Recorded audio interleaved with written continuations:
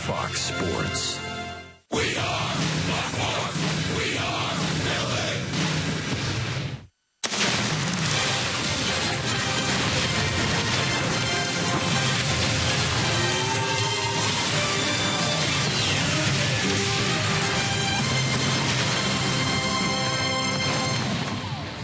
It's time for Angel Spring Training Baseball this afternoon from Tempe Diablo Stadium. The Angels are back home to host the San Francisco Giants. Boy, what a beautiful day for baseball here in the Valley. So we bring you inside Tempe Diablo Stadium.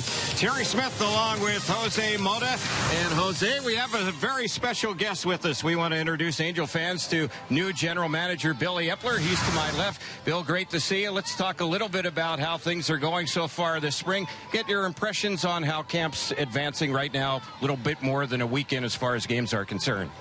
Yeah, so far everything's been going according to plan, right? We're playing good defense. We're situationally hitting. We're just doing a lot of things very fundamentally sound, which is what you expect, or at least I expected from afar with a Mike Scioscia-led team.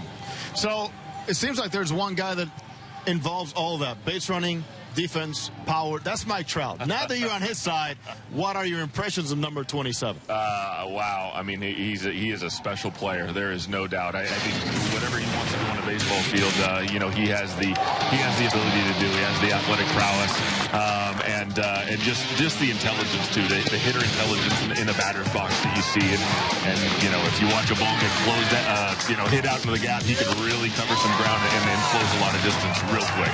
So Billy, you bring in Anderson Simmons, who we've seen already flash all that glove and the arm here in spring training, and Yunel Escobar. How do you see them fitting the way you projected them fitting? So far, everything's going according to schedule. We are trying to have them play as much together in these spring training games as possible, just so that they have a feel for each other's range and from a positioning aspect. If we're going to overload to the left side or we're going to run a triangle on the right side, just having their familiarity is really important for us. Billy, for a team to have success, especially in the regular season, you have to get good starting pitching. Maybe assess the rotation right now, because there appear to be maybe some question marks with Weaver, Wilson, and we've yet to see Tyler Skaggs in action. Yeah, we have a little bumps and bruises here and there. So some guys, probably a week behind. And this is what kept coming up this offseason was the amount of basically the amount of pitching depth that we had. We had 8 guys that we felt were very capable major league starters.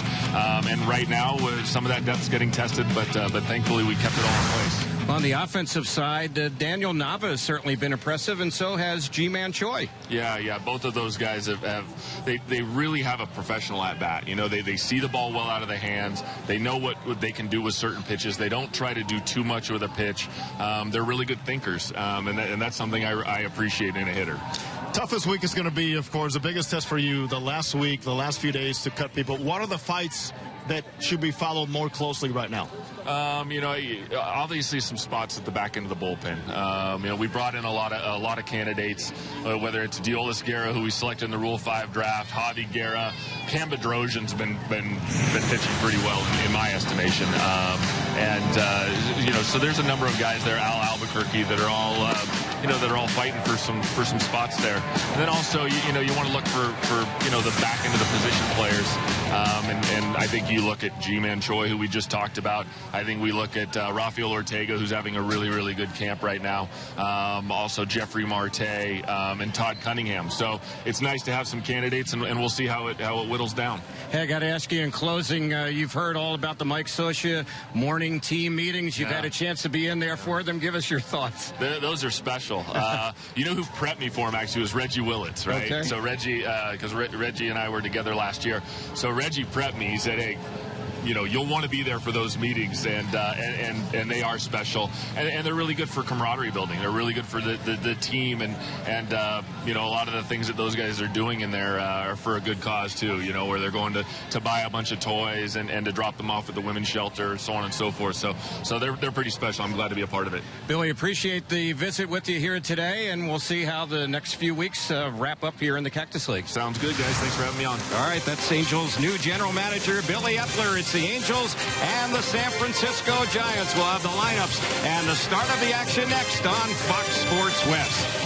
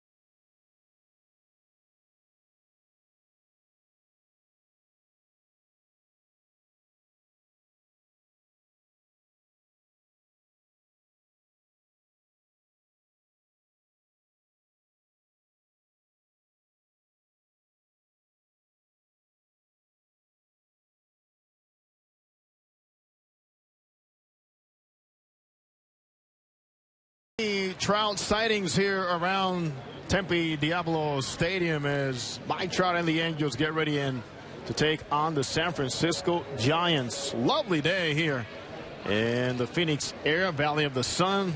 Both teams with nice veteran managers, deep ball clubs. And for the San Francisco Giants and their lineup today, Gregor Blanco is leading off in center field. Catcher Trevor Brown is batting second. Brandon Crawford, designated hitter, batting third.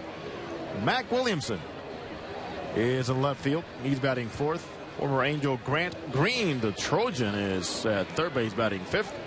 Ramiro Pena, former Yankee farmhand and also former Yankee big leaguer, is batting sixth at second base. Ade Adrianza from Venezuela is a shortstop, batting seventh. Batting eighth is Ryan Wallace at first base, and batting ninth in right field, Junior Arias on the mound for the San Francisco Giants, trying to get himself straightened out after the first rough outing, is veteran Jake Peavy. Angels lineup is brought to you by McDonald's. I'm loving it. Mike Scioscia's Angels, with a nice comeback win yesterday against the Dodgers, will have Yunel Escobar at third base leading off. Daniel Nava matching up well, batting second. He is in left field. Mike Trout off to being Mike Trout again here in spring training. He's in center field, batting third. Albert Pujols swinging about well, designated hitter, batting fourth. He's getting closer and closer to playing first base. Cole Calhoun will protect him, batting fifth in right field. The Angels Gold Glover. Batting sixth is Anderson Simmons, who's been swinging the bat very well too at shortstop, batting sixth. Ji-Man Choi with an outside chance and maybe an inside chance to make the ball club. Now batting only from the left side, Choi is at first base. Batting eighth, Carlos Perez. I think we all know about him and how good he is as a receiver, getting better also as a hitter. Carlos is catching, batting eighth. And Johnny Giovatella. He is a spark for the Angels, plays with passion as they take the field. Johnny Habb on the mound for the Angels. Hector Santiago already making his third start here in the spring. They are ready to go. There's a lot of red and certainly a nice environment for so many from Southern California. Here's Terry. All right, thanks, Jose. Angels are wearing the red tops and the white pants. And as far as the visiting San Francisco Giants, they are going with the black tops, the orange numerals and lettering. And on the road today, they are wearing the gray pants. The Angels and the San Francisco Giants squared off in the opening Cactus League game. And that was a game back on the 2nd of March. 10 days ago. That was a game in Scottsdale. And in that one, the Angels were beaten by the score of 4-1. They'll square off here today. And taking a look at the rest of the Cactus League schedule, it will be the final time that these two teams meet this spring. They will not face each other during the regular season. Umpires here today calling balls and strikes will be Anthony Johnson. The umpires on the bases, Mike Winters, Mike Everett, and Jim Wolf. Dimensions here at Tempe Diablo Stadium: 340 down the left field side, 360 down the right field side, 420 to dead center, and in the alleys in left center and right center field, it goes right around 400 feet. So Hector Santiago has wrapped up his warm-up tosses. The 28-year-old left-hander getting ready to work for the third time this spring. We are just about set for baseball. And the first batter up for San Francisco will be their center fielder, Gregor Blanco. Blanco, left-handed batter, and they actually have a few of them. It's like 3 left-handed hitters in their lineup today. The first pitch, that one is fouled off over on the left side. We're underway, and the count, no balls, 1 strike. It is 69 degrees. What? Things have cooled off here in the valley. And if you're in the shade, you feel it. A little bit of a wind blowing, sunshine. Certainly feels a little bit warmer than 69 degrees. Big crowd on hand here for this Saturday afternoon action. No balls, 2 strikes to count on Blanco with Trevor Brown waiting on deck. Around the infield, G-Man Choi plays first. Johnny Giavatella at second. Yunel Escobar at third with Andrelton Simmons at short. Here's the next pitch. Didn't miss by much. Boy, that was a close one. And it's a ball and 2 strikes outfield. Daniel Nava in left. Mike Trout, the all-star in center. Cole Calhoun in right field. That one is low. Carlos Perez is catching. Albert Pujols DHing, and Hector Santiago, who lives here in the valley, is on the hill. And the next pitch, that's fouled back behind the plate. Pretty good job there by Hector. Just missing a couple of fastballs after jumping ahead at 0-2. And goes right to the off-speed. Good movement there. He kind of slowed his body down a little bit, but no effect at all because of the separation with a fastball and that changeup. Blanco just 2 for 14 with an RBI this spring. Cuts and misses that one. Struck him out. 1 away. Talk about an example of slowing somebody's bats down. More fastballs. The changeup, and all of a sudden, it looks really good. Same lane, up and in. And he's done. Good job. So their second batter today is catcher Trevor Brown. Spent most of last season in AAA, hit .261, 13 games with the Giants, batting .231. Right-handed batter goes after the pitch, loops it into shallow center field, and that's going to fall in for a 1-out single. A little bloop hit right up the middle. Trout came racing in, but unable to get to it. And Brown is on. And Brandon Crawford, who's their shortstop, he's DHing today. He will bat next.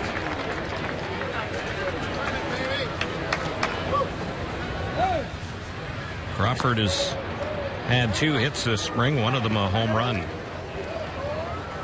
Left-handed batter.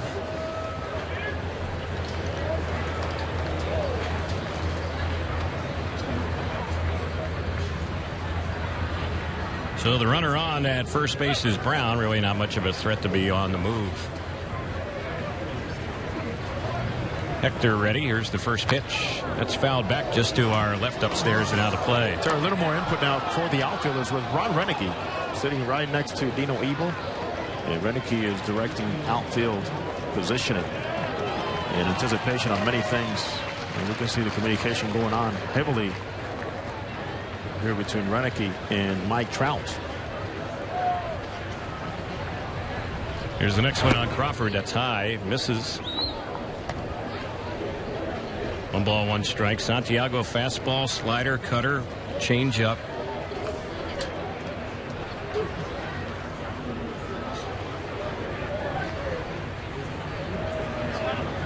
Infield playing it at double play depth. Just underway, no score. Top of the first here in Tempe, and the next one, it's fouled off on the left side. That's going to push back to the seats and out of play.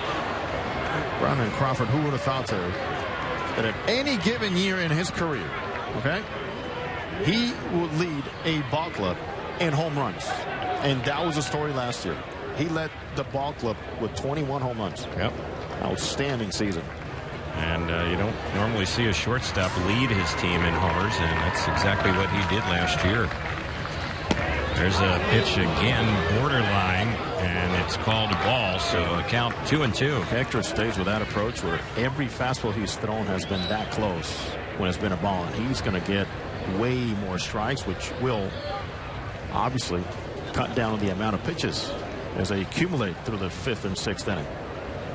He will get those calls if he's consistent. It's a toss over to first base. Back goes the base runner, Trevor Brown. Santiago allowed 17 stolen bases last year. There was 8 runners caught stealing when he was on the mound. Nothing fancy about his delivery. All tricky. And there's one that misses, so the count runs full, 3-2.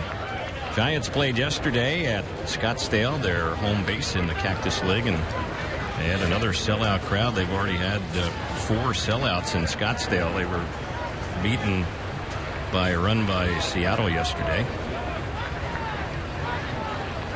Runner goes on the payoff. That one's fouled off on the left side. It's backing out of play. Giants are currently holding another ball game right now back in Scottsdale against the Diamondbacks. So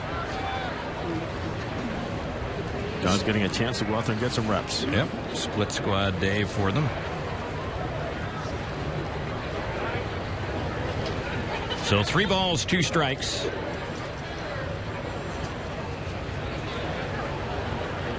Crawford making Santiago work here in this matchup. There's a toss over to first base, and the base runner Brown gets back.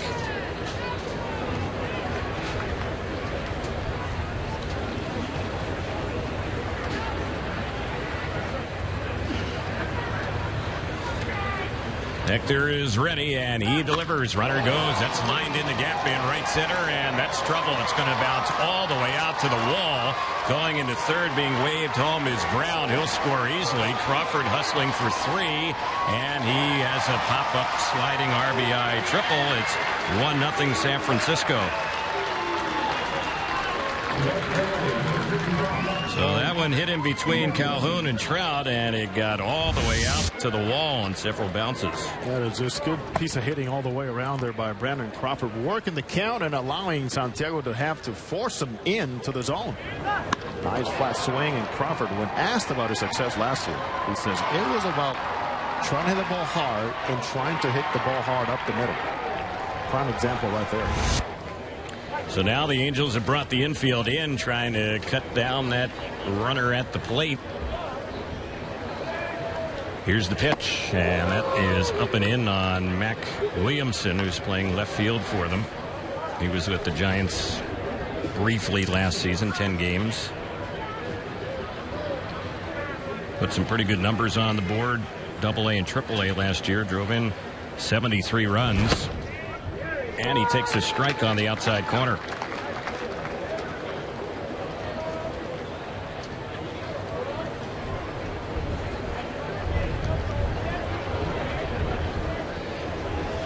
Grant Green, former Angel, waiting on deck. Signed with San Francisco during the offseason, minor league deal. That's in there for a called strike. So it's 1-2 on Williamson.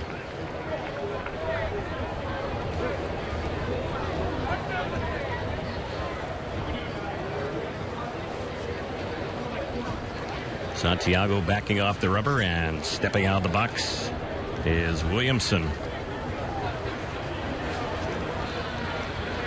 Williamson's hit a couple home runs this spring and lifts this one into center field. Not too deep. Trout's coming in. He'll make the catch. Runner's going to tag and then goes back to third. The ball got away a little bit out by the mound as the Angels were Trying to cut that ball off. That was Choi, but the runner holding Crawford on the fly out to Mike Trout. That's the second out. Well, there was a time when teams would challenge Mike Trout way more, and that happened more before last season. His arm got stronger, but so far here in spring training, he still does not have the arm all there yet. There's a couple times when teams have not challenged it, and they could have scored, as Mike's trying to build that arm strength. But certainly, Terry, there's a repetition you can change from one year to the next as to why Crawford didn't run there. Yeah. Had he tagged there, he would have scored because, as you mentioned, the throw was not real good, but he ended up going back to the bag. Grant Green takes a strike. Next pitch. That one's outside. Green's having a good spring for the Giants. 7 hits. He's driven in 6 runs. Hit just 190 a year ago with the Angels. And at AAA Salt Lake a year ago, over 300. And he skies this one in the air into left field. Should be the end of the inning. Nava is waiting in medium left center. He'll put it away. And that'll do it. So Santiago minimizes the damage. They fail to get that runner in from third. Giants do get a first inning run. They take a 1-0 lead to the bottom of the first on the Angels Baseball Radio Network and Fox Sports West.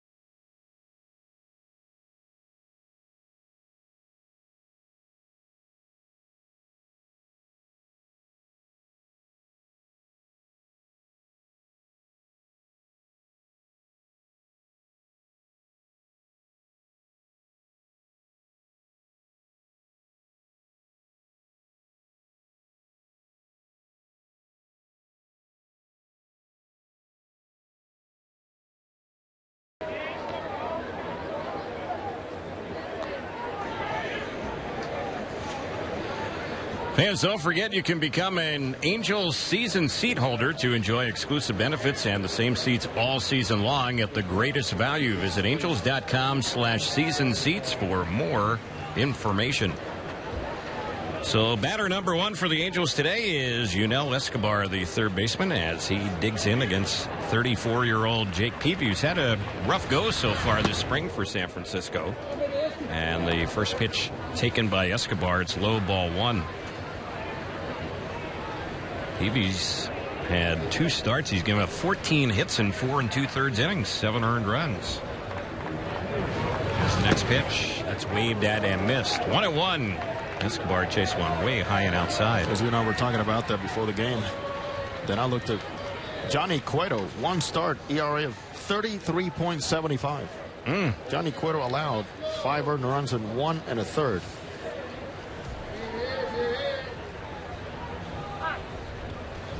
Stepping out of the box is Escobar, as he was tired of waiting on Jake Peavy.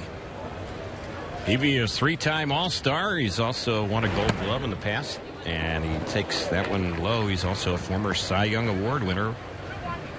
That was back in 2007 with the Padres. This guy is an absolute gamer on the mound. There's the next pitch. That's in there for a called strike.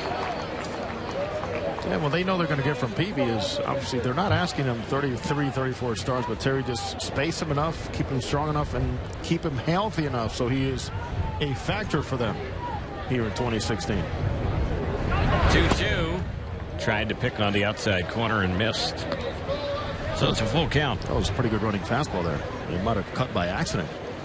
Watching where Brown was setting and how much tail that ball had. The payoff delivery. It's a little pop. It's going to clear the left side of the infield and drop into shallow left for a base hit. 2-strike leadoff single for Escobar. Angels have a base runner for a hot hitter, Daniel Nava. Time and time again, we see this from the Angels. Almost a pattern that's been flowing nicely here early in the game. Many threats, Terry, with men aboard for the guys coming up. Nava had the day off yesterday, but like a lot of the Angel regulars back in here today. Switch hitter batting left-handed against Jake Peavy. It's 1-0 San Francisco. We're in the bottom of the first from Tempe. Bright sunshine, although a little cooler than normal. 69 degrees at game time. The pitch, that's hit well in the left center field.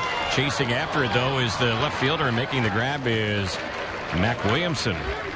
So Nava gave it a good ride, but he's retired. Escobar holding at first base, and Mike Trout will be the next hitter.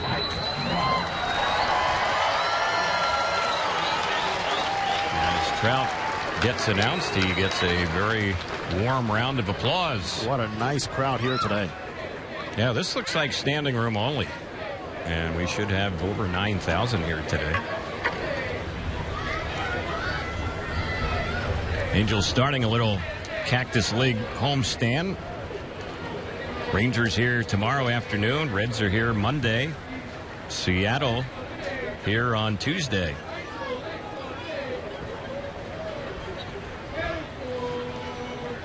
Here's the pitch. That one is a little bit low. Mentioning tomorrow, DC reminded me to remind our listeners, make sure you spring forward with your clocks tonight. And then everybody will be in sync with Arizona time. We're not going to move the clocks here. They never move the clocks here. We're all set here. There we go. It's all about accommodating the summer months here in Arizona. That's right.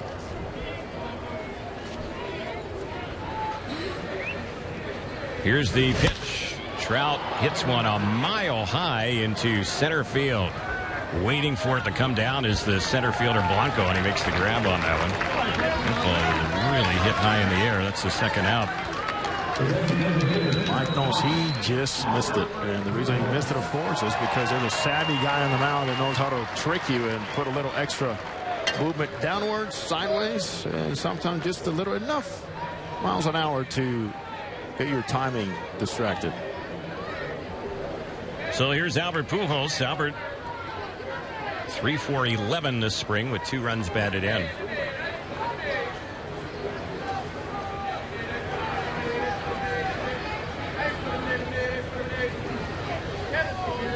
Right-hander against right-hander. Here's the pitch. Is a little bit outside for a ball. There's been many matchups through the years, dating back to the National League years for both Pujols and Jake Peavy. A lot of face-to-face. Albert started off the Cactus League season going 0 for 5. He is, though, since that 3 for his last 6. It's a toss over to first base. Diving back to the bag goes Escobar. Escobar's, although he figures to be the Angels' leadoff man, he's not a big base stealer. He had only 2 stolen bases last year. I think the best thing the Angels can get out of Escobar is to be more aware in taking the extra base. All the things that throughout his career have plagued him. First to third, home to second. Albert takes that one for a strike. A pretty good life there on Jake Peavy. If you watch the delivery now, it looks much cleaner due to the injuries he's had last couple of seasons. And that jerky move he had for years has been kind of cleaned out. Still part of his delivery, though, but not as extreme. Here comes the next pitch. And that is in there again, a called strike. Ball's getting there, and the ball's moving. And he's got some life, even though Albert doesn't agree with it. Umpire Anthony Johnson.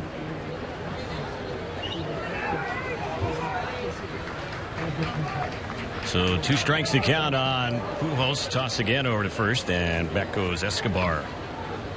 Peavy is pretty deliberate out there on the mound, not a real fast worker. One thing about him, and Jose alluded to it, he is a fierce competitor. Infield is backed up. Seawood gives on the next pitch. It's 1 ball, 2 strikes with 2 outs. Here it comes. That's hit well down the left field side. That one is out by the wall in left field, and that's out of here. Albert Pujols has connected for Albert. That home run, his first one this spring, and the Angels are on top. It's now 2-1. Glad to see that bat sounding loudly, producing. The legs are under him. Mike Swisher gave him a few days before he put him in the lineup, but boy, that was a beautiful piece of hitting. So good thing for Albert to clear his mind after the protested call there and go out there and execute, get something you can handle, and forget about the one you didn't like.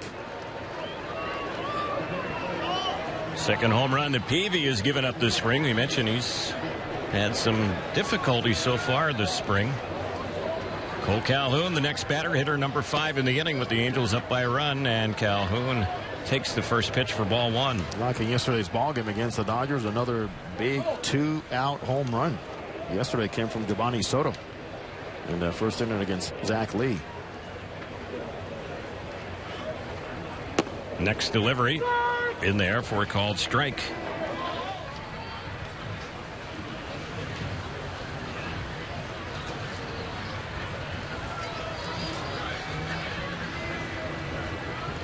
So each team has scored here in the first inning, and there's one that's fouled off to our left back and out of play.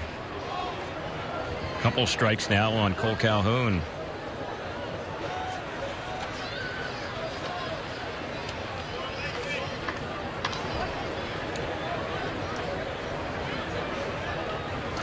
Peavy has a new baseball.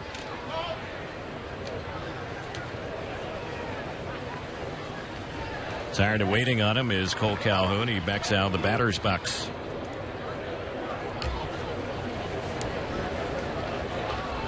Now everyone's set. Here's the next pitch. 2-strike delivery. That one misses a little bit low. This is a good look to the Angels lineup with Calhoun batting behind Pujols. Hopefully it'll last throughout the season. 83 RBIs for Calhoun last year at 26 home runs, and he bounced around, as we know very well, Terry, in many spots in that lineup.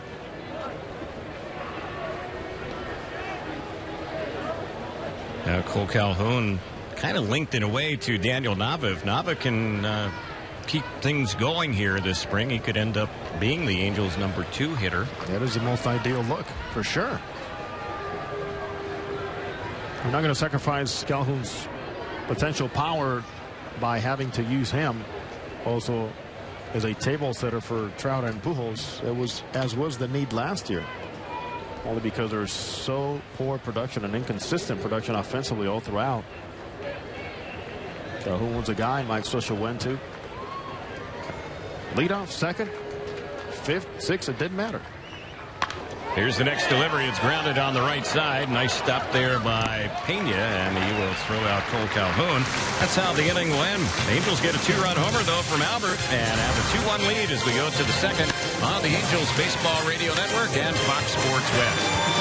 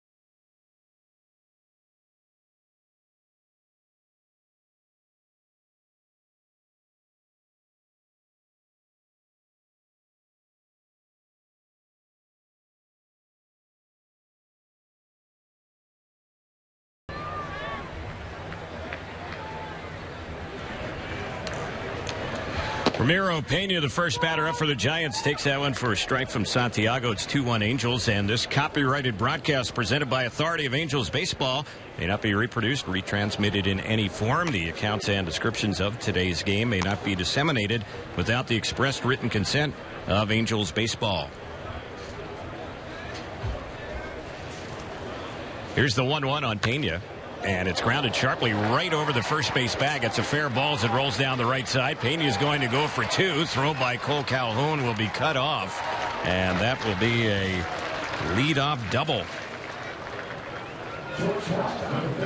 That was a line hugger up that first base side that ended up bouncing right over the first base bag. Eventually, once it got past first base, it did roll in the foul ground. But Pena is on. He's had a good spring for them.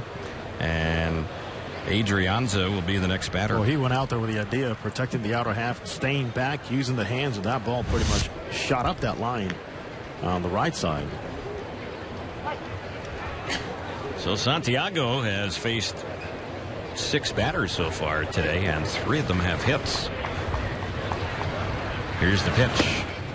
Inside. Well, Terry, Hector did this a lot last season in his all-star year, where he would run into so many situations like this, and like he did in that first inning, straddling that guy at third base, come out of it. He was among the best in baseball, and opponents averaged against him with men in scoring position 197.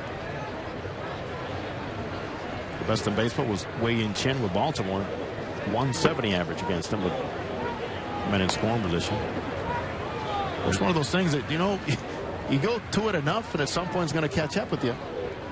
But what Hector and these rest of these guys, Arrieta, best in the National League, 170. You found a way to calm down, make the pitch when it really mattered the most. There's one on the outside corner. That's a called strike. I'll give you a name that you're probably going to be surprised among the best in that category. Nathan Carnes. That was Seattle. Yeah. Opponents at 193 when he was in big trouble. Here's the next delivery. That's low and inside. The one thing that it does do against you, Jose, it will cost you pitches when you keep putting people on base. Certainly. That's why you don't go as deep into games as you would like. And you talk about making pitchers under duress. Right. That qualifies right there. There's a pickoff toss. Sneaking in at second base was Simmons, but the runner dives back. Pena.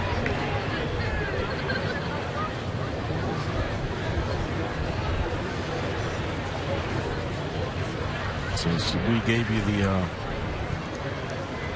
the lowest averages, at some point we're going to go back to tell our listeners and our viewers highest averages of men's scoring position. You'll see the difference who they were. There's one that's fouled back to the plate. In the case of Hector Santiago, who made 32 starts last year, and that was by far the most he had ever made in a big league season, and he's been pitching in the majors going back to 2011. Hector has had 83 career starts and has never completed a start.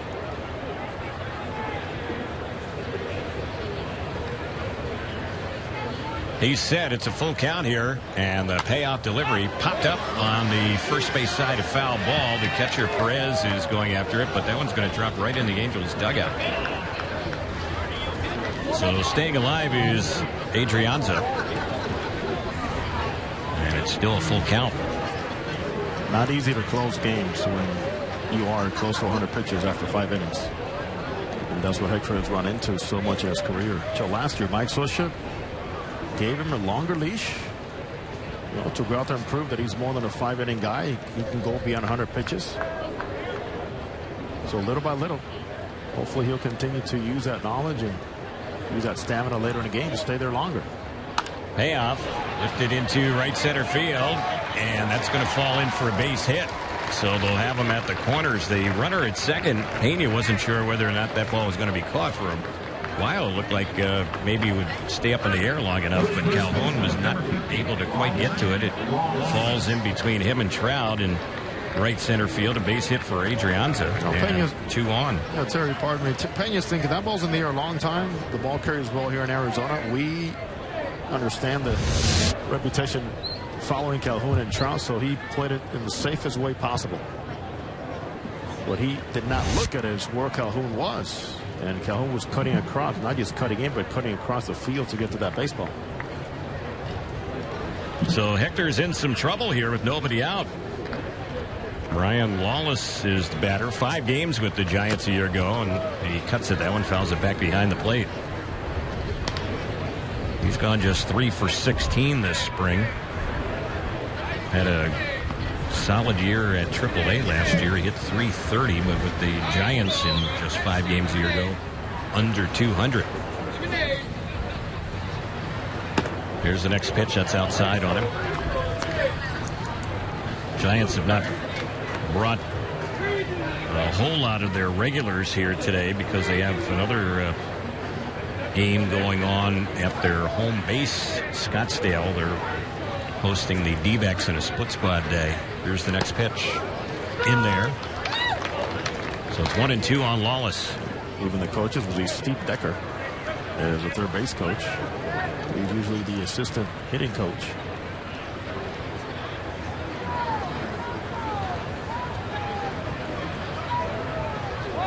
There's a toss over to first base. Back to the bag goes the base runner, Adrianza.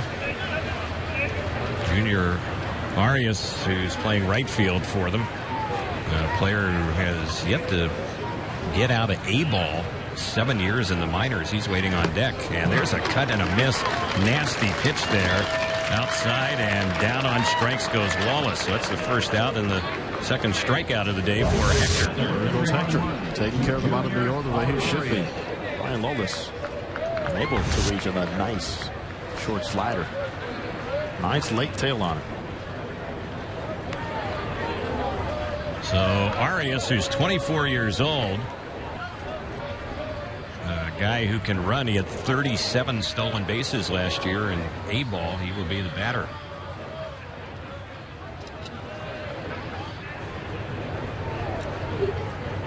Infield at double play depth, although this guy is a tough guy to double up because of that speed. It's 2-1 Angels. We're in the second. Hector's pitch. Called strike. We'll check out the Jeep Out of Town scoreboard on this Saturday in just a moment. It's brought to you by the Jeep Cherokee. An estimated 31 miles per gallon highway. It's the perfect choice. Visit Jeep.com for more information. In the Florida Grapefruit League, Tampa Bay over the Yankees 2-1. It's the only final we have at the moment. A lot of the other games are in the late innings. We'll run those down after the pitch. And a cut and a miss. Fooled on that one is Arias. So the count goes 0-2. 8th inning. Cardinals split squad trailing the Astros 3-1. 8th inning, Miami leads Boston 7-3. Hanley Ramirez a homer for the Red Sox. 9th inning, Baltimore up on Minnesota 8-1. 8th inning, Detroit blanking Pittsburgh 3-0. J.D. Martinez his second homer for the Tigers. And there's a called third strike on Arias. So he goes down on 3 pitches, back-to-back strikeouts, and here's Hector doing what Hector does a lot of right here. He is throwing those pitchers under duress and throwing them in quality spots. Absolutely tied him up there. It's a well-located pitch where if you swing at it and you don't get it out in front enough, you're done. Phillies are doubling up Toronto 8-4. That's in the top of the 9th. J.P. Arancibia, his second home run for Philadelphia. There's the pitch. That's low. His wife's country music group, the band Perry, were here last weekend. That's right. JP hoping to get back to the big leagues and have a steady job at the big league level. Some power years for the Toronto Blue Jays. Randall Grichuk has hit a home run for a Cardinals split squad. They're leading the Mets 13-7 in the 7th inning. He can hit a little bit. Yeah. What a year for Grichuk last year, huh? We'll see him this season. Angels will be hosting the Cardinals in interleague action. Randall Grichuk is one that got away.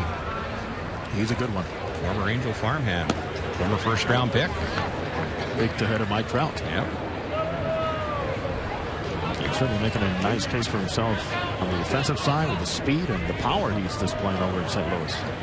And mentioning Grichuk, he was part of the deal that brought the Angels David Freese and Fernando Salas. And that's in there for a strike. And David Freese signed yesterday afternoon. We were talking about him, and sure enough, he ended up signing yesterday afternoon with the Pirates. It's a good one-year deal. Yep. Happy to see him back in a big league uniform. And the difference he can make for that ball club everywhere. Here's the 3-1, and that's ball 4. Boy, Hector is throwing a lot of pitches in this inning. They've loaded up the bases, 2 hits and a walk. And now Trevor Brown will be the batter with 2 outs. That's the first walk issued by Santiago. He's up to 43 total pitches. A good at bat there by Gregor Blanco. Seeing him for a second time after striking out the first time up. Really closed down on his own.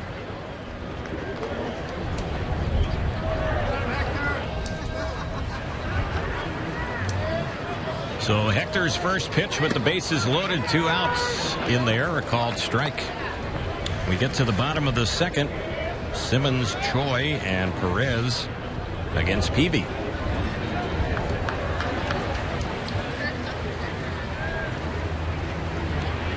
Here's the 0-1. That's grounded foul on the third base side. So in this situation, nowhere to put the batter, bases loaded. Santiago jumps in front, 0-2. He's exactly where he wants to be here. Now Carlos taking a look at Mike Scioscia to his right. They have a lot to work with here and how to finish off a hitter. They already have 0-2. Let's see what happens on the 0-2 pitch. Way high, snap throw to second. Ball rolls off the glove of Giavatello. Runner got back. That base runner is Adrianza.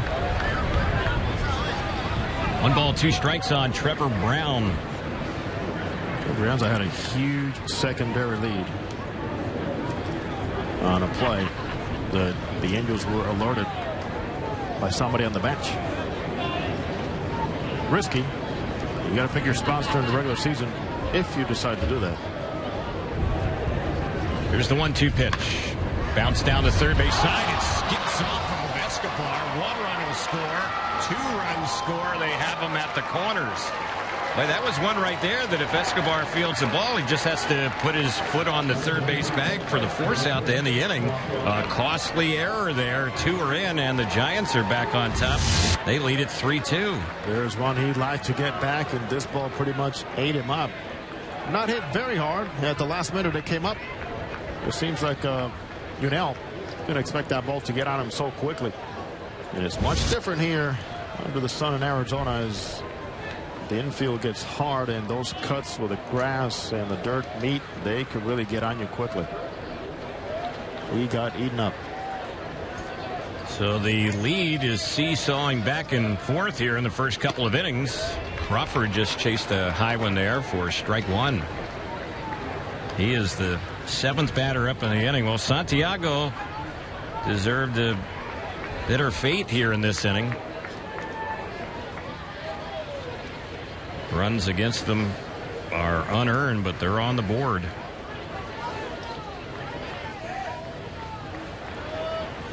Crawford tripled in their first run today. That was in the first inning, and swings and misses that one. The count's 0-2. Santiago's a strike away from striking out the side.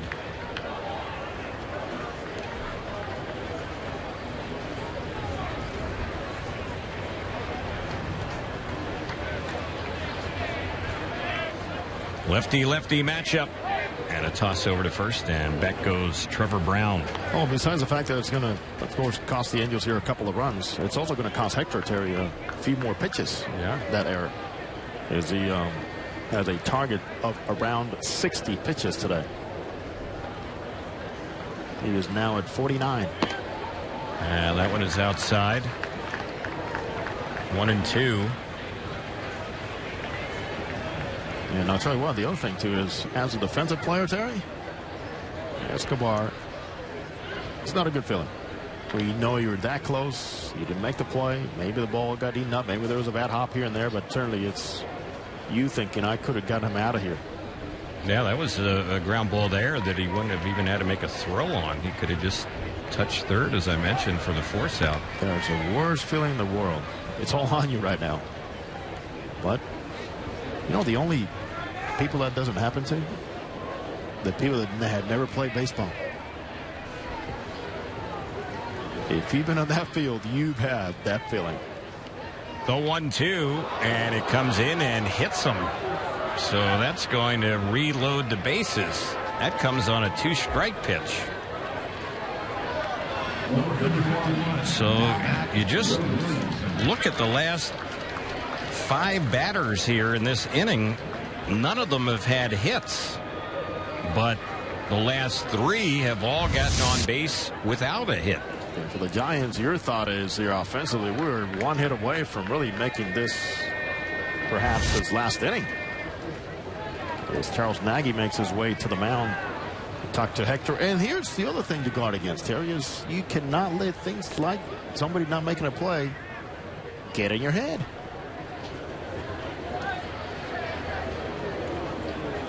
So Charles Nagy is talking it over with Santiago and Carlos Perez as they meet out there, and the clock is winding down. Clock is 2, ticking. 1. And the home plate umpire right there to say, all right, guys, that's it.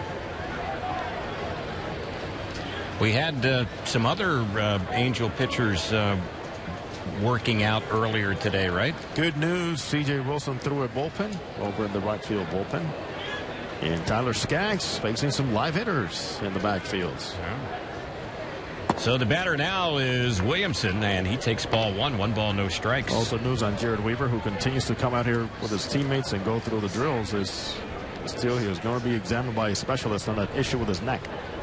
Next delivery, that's a swing and a miss, and the runner's picked off first base. That's Crawford. They're running him towards second, and let's see now. Choi will throw to third. The runner gets back. The throw to second, and the runner is out trying to get back to second base. Trevor Brown. Wow, that was an absolute circus act there, but the Angels get the out, and the inning is over. Hector once again found the way, Terry. That was unbelievable. All right, we get ready to move to the bottom of the second. It's 3-2 Giants on the Angels Baseball Radio Network and Fox Sports West.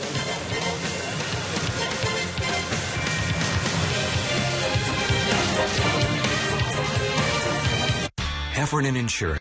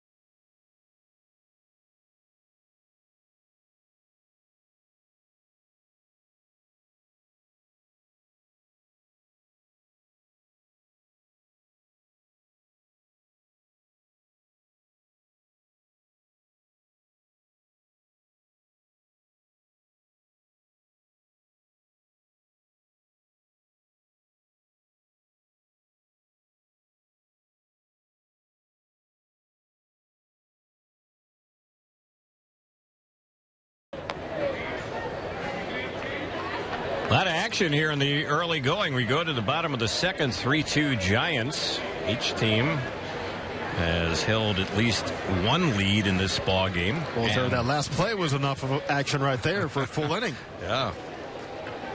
And there were all kind of little group discussions going on by that Angels dugout when the half inning ended as well. That'll make some good post-game coaches conference room talk right there. Right. So at the plate is Simmons, and he takes a pitch in there from Peavy for strike one. Simmons, Choi, and Perez, the Angel batters to start off this inning. 3-2 Giants, and the next pitch that's low and outside. One of the stranger things about that whole rundown situation was Gregor Blanco, who just kind of was pretty much anchored at third base. He didn't really break for the plate. You have to make an attempt. You have to make somebody make a throw.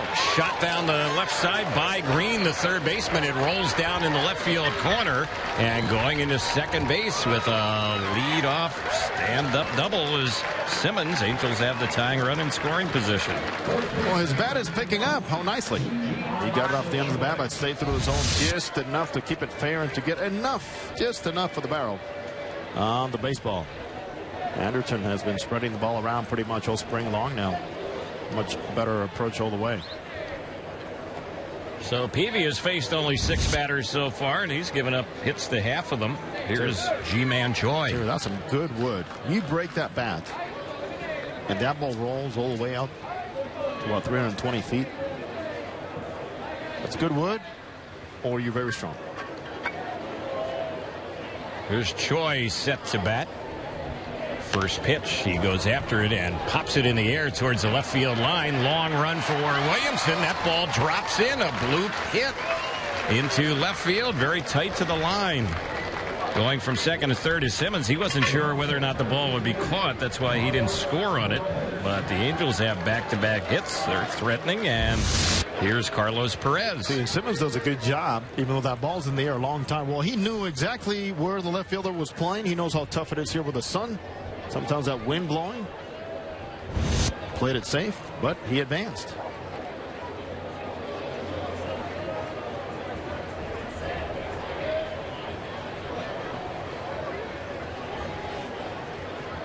Carlos Perez, the batter. 4 hits so far this spring, including a home run.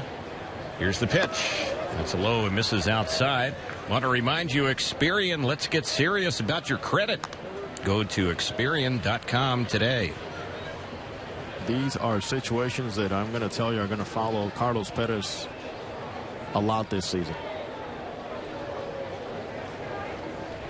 Trying to get a run on the board early in the game with his back control should be a plus. He's batting 8th today, and he hits a high fly ball into left field. Battling the sun out there is Williamson. He will make the grab, tagging and scoring easily from third on the sacrifice will be Simmons. And the Angels waste little time, tying the game at 3. That's all it takes. Go out there with an idea as to what you're looking for, and when you're batting that low in the order, you've seen enough of what Peavy's doing against right-handers. When he's using the breaking ball, if there's a pattern or not, to not have to try to hit the ball out of the ballpark. Cut down the swing and just go out there and get the job done. Johnny Giavitello will be the next hitter.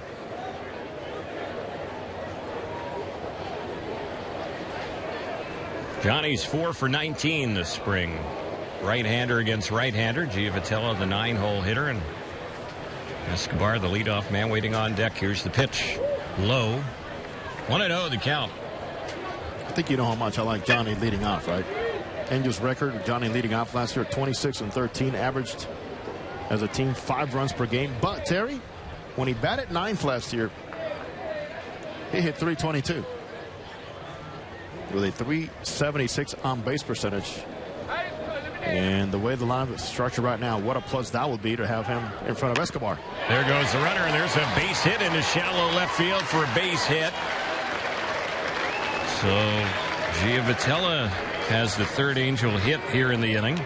Tell you what, I was thinking maybe Mike Scioscia will also want to test Johnny with the back control with Choi at first base and getting him in motion, and he did. He forces Giavitello to have to swing the bat, think line drive, think something on the ground with a hit and run, and mainly get to the baseball first. Choi's at second. Giavitello has a single. He's at first. 3 hits already in this inning. And now Escobar will bat. He singled to start off the Angels' first inning and scored on the Albert Pujols home run. That's ball one. It's 1 ball, no strikes. 56 RBIs last year for Escobar with the Washington Nationals. Career .281 hitter.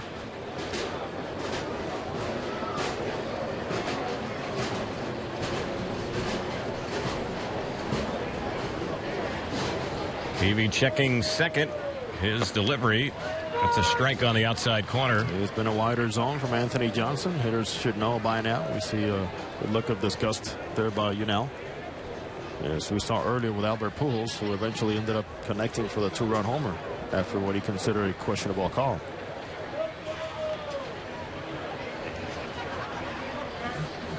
One pitch. That's low and in. 2-1. Terry, as good old Billy Chappell used to say, and for love of the game, clear the mechanism. It's over. That movie has some special meaning for you, doesn't it? Of course. Yeah. Clear. Jose was in that movie. Clear the mechanism. Clean slate. Here's the next pitch. Popped up on the right side of foul ball. It's hanging up and playable in front of the coaching box. Lawless, the first baseman, will make the grab. It's the second out, so Escobar an easy out. See the difference there in the swing between Carlos and Yunel. Yunel so eager to go out there and crush something, and pretty much got out of his element.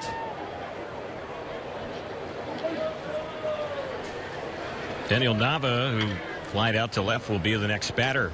Base hit would give the Angels the lead. Runners at first and second. Angels need a 2-out hit. I'll tell you what, as smooth as Nava swings, Terry, we see it even in batting practice. He does get some carry on the baseball, including the first at bat when he drove the ball to the warning track on the opposite field.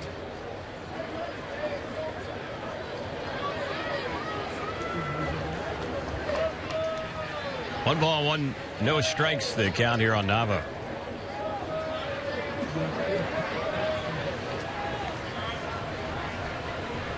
Here's the next delivery, and that one is high. Snap throw to second, and just getting back is the lead base runner, G-Man Choi. Yeah, let me tell you, it must have been told a lot this morning to people around camps. Today's the day to throw behind the runners. Yeah. Let's pause for stations to identify themselves on the Angels Baseball Radio Network and Fox Sports West.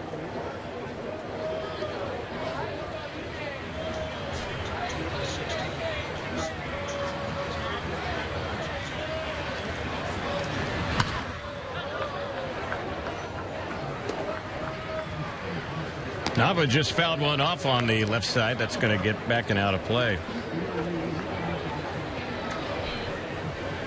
I still can't get the Billy Chappell reference out of my head. You made Kevin Costner proud today, Jose.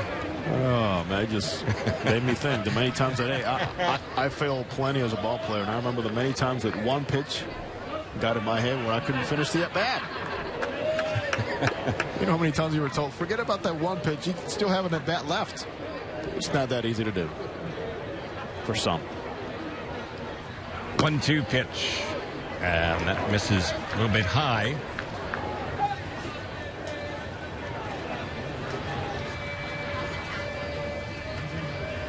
Two and two the count.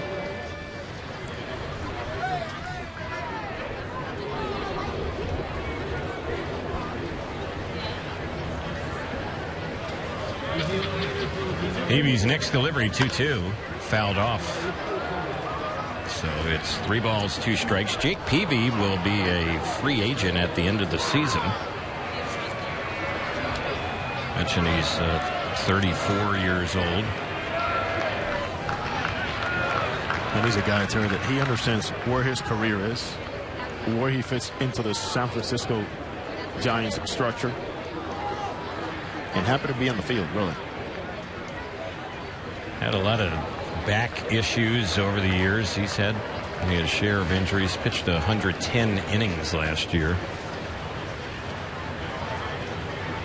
2-2, and that is inside. It's a full count. You recall that time in Chicago, he's pitching against the Angels for the White Sox, and he came out of the mound running after one pitch, and you're thinking, what is going on here?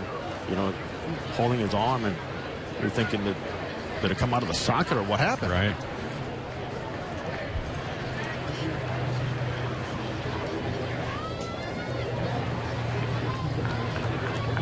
Well, we'll see what happens on the 3-2. Trout would be up next. You'd like to see Mike step up with some people on base. He's coming after you. 3-2 pitch.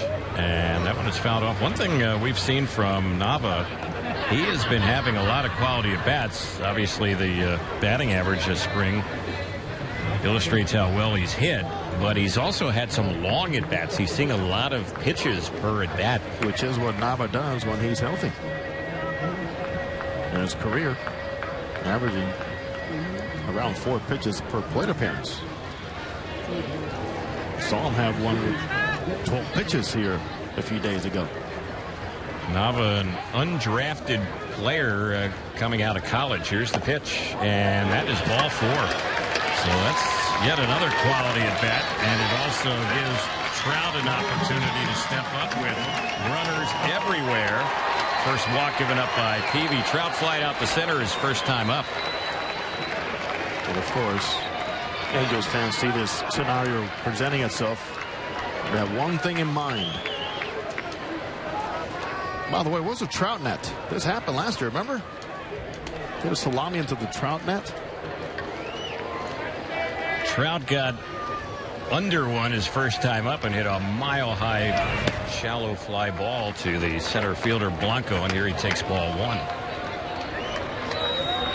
41 home runs, 90 RBIs, and still, Terry, an impressive .402 on base percentage.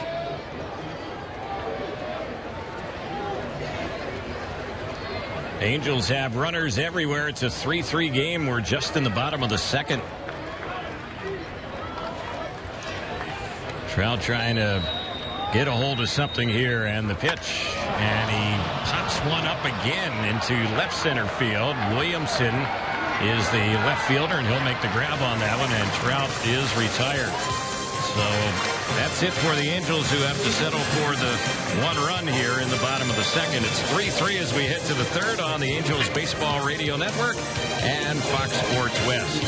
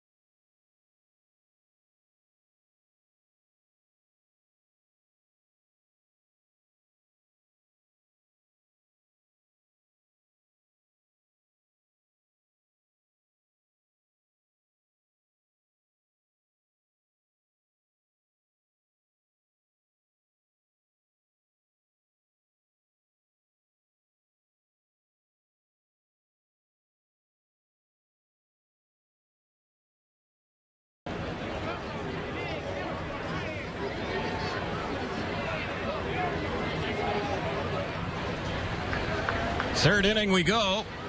3-3 ball game, and the first pitch from Hector Santiago and Williamson. That's ball 1. Fans, register your little angel for the 2016 Junior Angels Kids Club for only $18. Members receive 4 ticket vouchers, a Junior Angels lunch bag, and exclusive gifts. Sign up today at angels.com/juniorangels.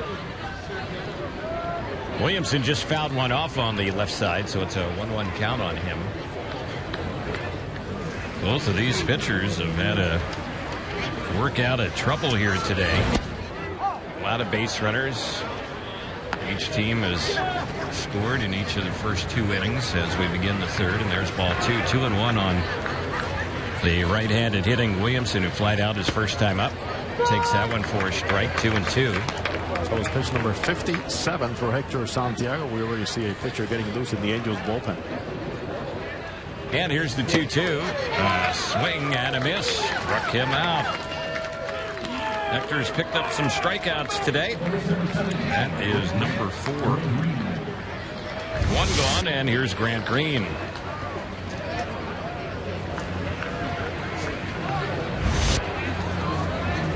Angels have Cody Satterwhite loosening up. He's in from minor league camp today. First pitch on Grant Green. That's ball 1. It's 1 ball, no strikes. And the next pitch lifted high in the air into right field. Cole Calhoun toward the line, right near the foul line, and fair ground to make the catch on that one. And that is the second out. So Hector, if we could have a clean inning here, would go 3. Ramiro Pena will be the next batter. One pitcher we might see today for the Giants is Ricky Romero, former Toronto Blue Jay pitcher, former opening day starter for the Toronto Blue Jays. Yes, Ricky has so many issues. Injuries with his arm and also injuries with his knees. And good to see him in the uniform with a chance to go out there and put together the old Ricky Romero. He's trying to revive his career, the LA native, who was a first-round pick of Toronto back in 2005. 2-0 here, the count on Pena. He could be the last batter that Santiago faces today, and there's ball 3. It's 3-0. You want to finish off. You don't want that manager to come out and say, you know what, you're already at 63 pitches. I got to take you out. Like this visit here by Carlos.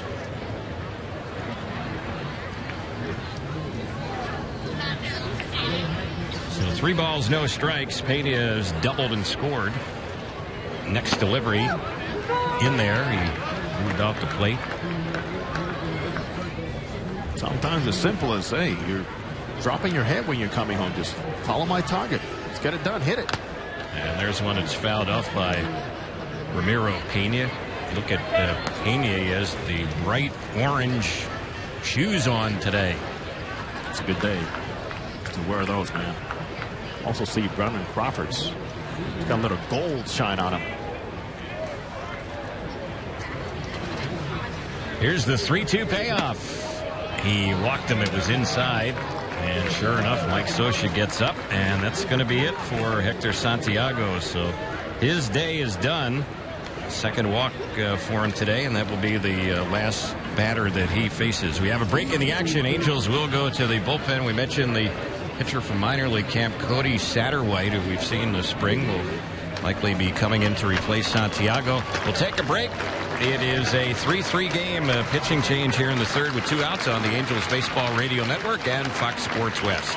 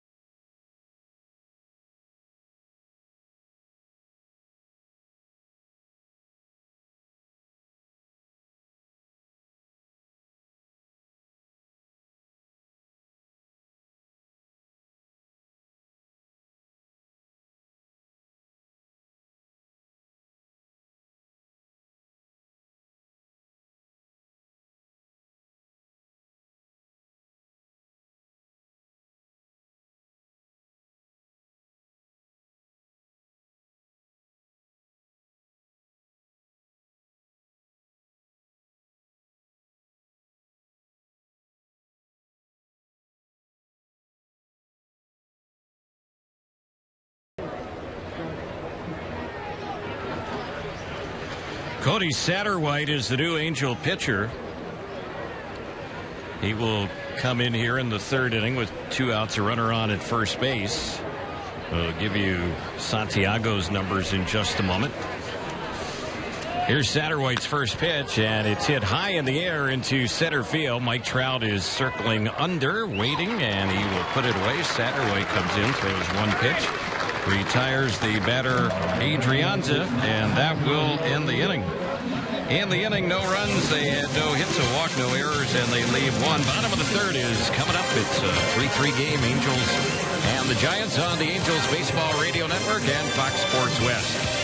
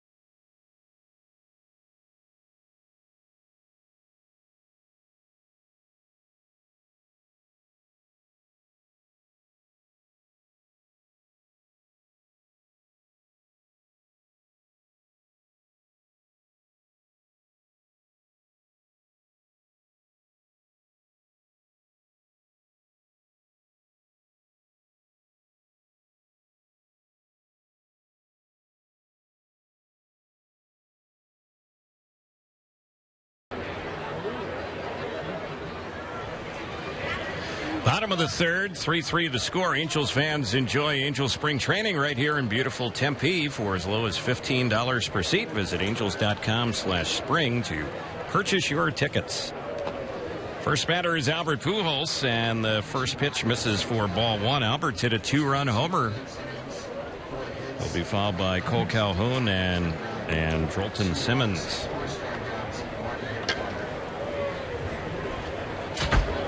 Peavy's already given up 5 hits in 2 innings, and that went on Albert right in there for a called strike.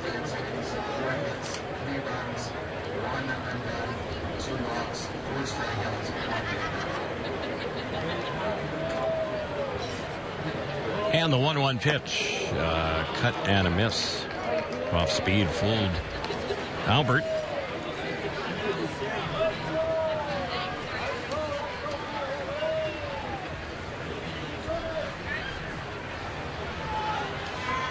So with 2 strikes, Peavy is ready to come in with the next one, and it's on its way to Pujols, who takes it for a called third strike, and he knew it. That was a good pitch. Albert just couldn't pull the trigger. Yes, he did know it. For a couple of sliders, a hard one, then one that looked like an off-speed. Peavy comes right back in with his old tricks. And it says, here's number 1. Hit it right down the middle. So that's the first strikeout today for Peavy, and Cole Calhoun, who's grounded out, will be the batter for the second time in this one. Blanco playing a very shallow center field. The right fielder, Arias, is playing very deep. Quite a contrast as far as those two. And the first pitch taken for strike 1. You can see the pull side way out there, almost at the warning track. As Arias in right field. That's about as deep as we've seen anyone play right field. Somebody help the young man, Terry. Well, he's a guy who's played a lot of infield in the past. They have him in right field today. I guess he would rather come in on the ball. Hey, maybe he's like Cole Calhoun. Yeah, but Cole Calhoun doesn't play that deep. he's a Gold Glover now too. There's a pitch inside on Cole. 1 ball, 1 strike. Cole Calhoun recently had his high school number retired in Buckeye High School, not far from here. And I asked him what number was that. He goes, numero uno, man. He was number 1. There's one a little bit low and outside. Cole Calhoun, Arizona native, and he has a home not too far away from Tempe Diablo Stadium.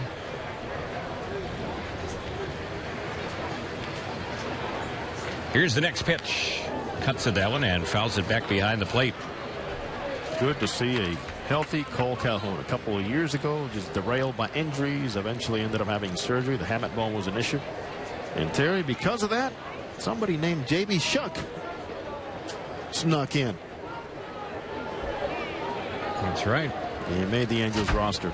And was one of the better rookies in the American League. Absolutely. His rookie season. The 2-2 on Cole. That's inside, so it's a full count, 3-2. Once again, you see Cole, like we see Mike Trout do, choking up on that bat now with 2 strikes. At times spreading out a little bit more. So Peavy has worked another full count. He's walked 1, struck out 1, and this time Cole Calhoun grounds it right to the first baseman. Lawless will flip to Peavy, who races to the bag and beats Calhoun. That's the second out. 3-1 ground out. And Drolton Simmons, who has doubled and scored, will be the next batter. Sure, how about a nice thanks to Jeff Passan, who is the MLB columnist for Yahoo Sports, and his gift to us here with his new book, The Arm. Inside the billion-dollar mystery of the most valuable commodity in sports. And it's all about the elbow surgery. Tommy John surgery. John Smoltz said it's the most important baseball book in years. Go get it. Jeff Passan, thanks again. Yahoo Sports, The Arm, new book. Here's a high fly ball lifted into left center field off the bat of Simmons, and the catch made by Blanco, and it's a clean inning for the first time today for Jake Peavy. 4th inning is next, 3-3. Angels and the Giants here in Tempe on the Angels Baseball Radio Network and Fox Sports West.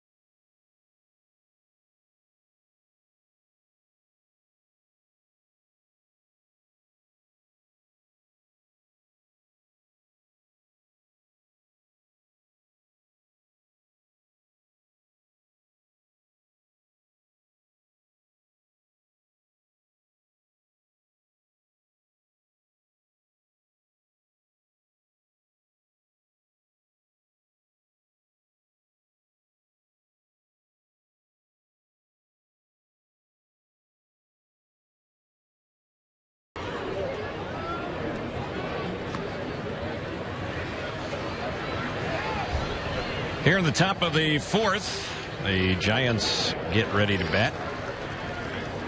And their first batter is Ryan Lawless, left-handed hitting first baseman. Satterwhite is still out there. He got the final out for Hector Santiago last inning, and the first pitch in there for a strike. Satterwhite out of Jackson, Mississippi, and he pitched at the University of Mississippi. Former Detroit Tigers second rounder. This one bounced right back to him, and he flips the first in time. The Angels signed him so late this spring, he's not even in the Angels media guide. It was actually around February 16th, just a few days. Yeah, not even a month ago. Before catchers and pitchers reported. Right. And also with the Mets organization last season. And this is the third time we've seen him this spring, and he's done a good job. His good strikeout numbers in his minor league career: 243 strikeouts in 233 innings, including 71 punchouts in 72 innings last year. And pitching in Vegas, never an easy task, Terry. PCL, and then you got Vegas to that for pitchers. Nightmare. Here's one grounded on the right side. It's right near Giavotella, who will throw out the batter. And just like that, 2 quick outs. Number 7, Blanco will be the next hitter. Want to remind you, if your computer is running slow, go to MyClean PC and get a free computer diagnosis. In minutes, you can activate MyClean PC software to clean out the junk that may be slowing down your computer. Check them out at mycleanpc.com. Blanco is 0 for 1 with a walk. Leadoff man for the Giants takes outside. 1 ball, no strikes. And the Angels step up in the bottom of the 4th. It'll be Choi, Perez, and Giavotella. And there's no action for the Giants in their bullpen, so I guess we'll see Peavy for 4th innings work as that one is fouled off. Veteran pitcher that understands where he needs to be, Terry, and what he wanted to accomplish once he took the mound for a 3rd time here in the spring. 1 ball, 1 strike. Next delivery, that's fouled off on the left side, backing out of play. Cody Satterwhite, pitcher number 2 of the day for the Angels. He's retired 3 straight going back to last inning. Hector Santiago went 2 2/3. He gave up 4 hits, 3 runs, 1 earned, 2 walks, 4 strikeouts, and he hit a batter. Here's the next pitch. That's fouled back behind the plate.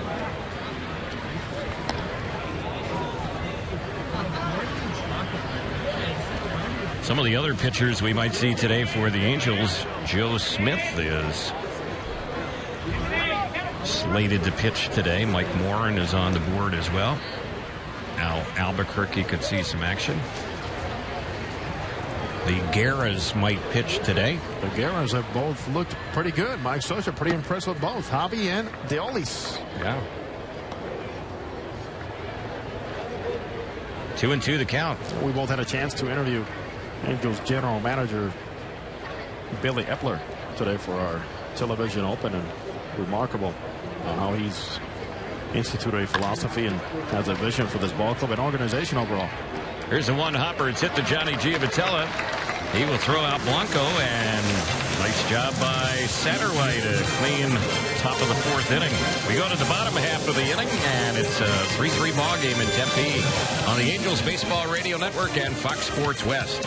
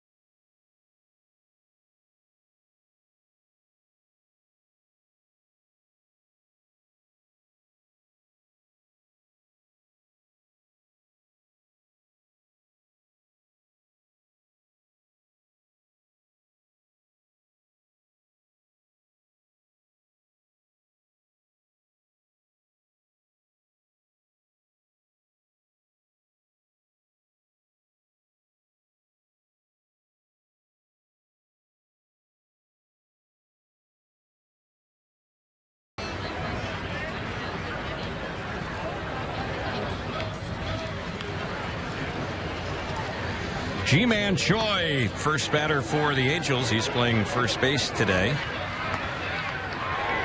And we saw him there yesterday as well, Ji-Man Choi. Also have news about him. Mike Scioscia confirmed something that we were wondering since that game against the Diamondbacks, and he batted left-handed against Robbie Ray, another lefty, and he is abandoning the plan of batting from the right side. So he's strictly lefty-lefty. Here's the first pitch on Choi, and that is a strike. Well, we talked about him earlier this spring, the fact that he just started to switch hit last year, and he had never switch hit ever until last year. And here's a check swing, and it's a roller hit to the third baseman. Grant Green playing there. Bounces the throw past Wallace. Choi's going for two. He better hurry. And waiting with the tag and applying it on him is Adrianza. So they didn't get Choi at first, but they get him at second, and that's out number one. He couldn't hurry, Terry. You're telling him to hurry. Could not get it done. Nope. And an errant throw by Grant Green, but then you look for the support from your teammates. And there it was. The second baseman Pena was right behind that play, and exactly where he needed to be, and threw a strike to second base. So the play at second goes 4-6. It is an error on Green because Choi was safe at first base, but tried to take the extra base on that one. So one out, no one on. Here's Carlos Perez. Sac fly for him today, and the pitch. That's outside, ball one.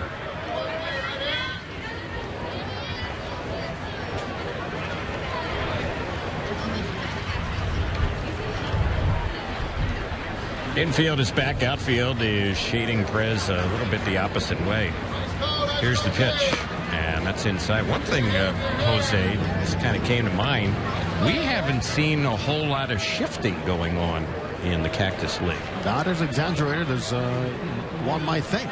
Yeah. So I don't know if there's anything to read into that or not, but boy, it seems like when you get to the regular season, there was shifting galore going on in ball games, but not quite as much so far this spring. Of course, personnel dictates that, I guess. And, you know, pitchers are having more of a say about that, too. As guys that perhaps understand that it's not as convenient when they're on the mound than when others are on the mound. A 3-0 delivery missed inside on Perez, so he has a one-out walk. And again, this is not saying that pitchers will have the last say about that, because then you have a staff that's going to convince that pitcher to say, listen, this is what we have. And I think you prefer to get beat on something else and not this pattern right here from this particular batter. Here's Johnny Giavotella, singled his first time up.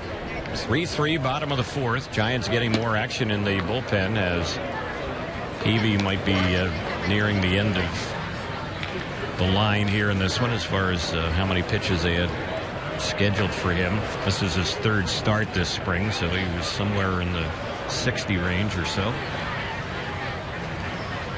1 ball, no strikes on Giavotella. Right-hander's delivery right in there for a called strike.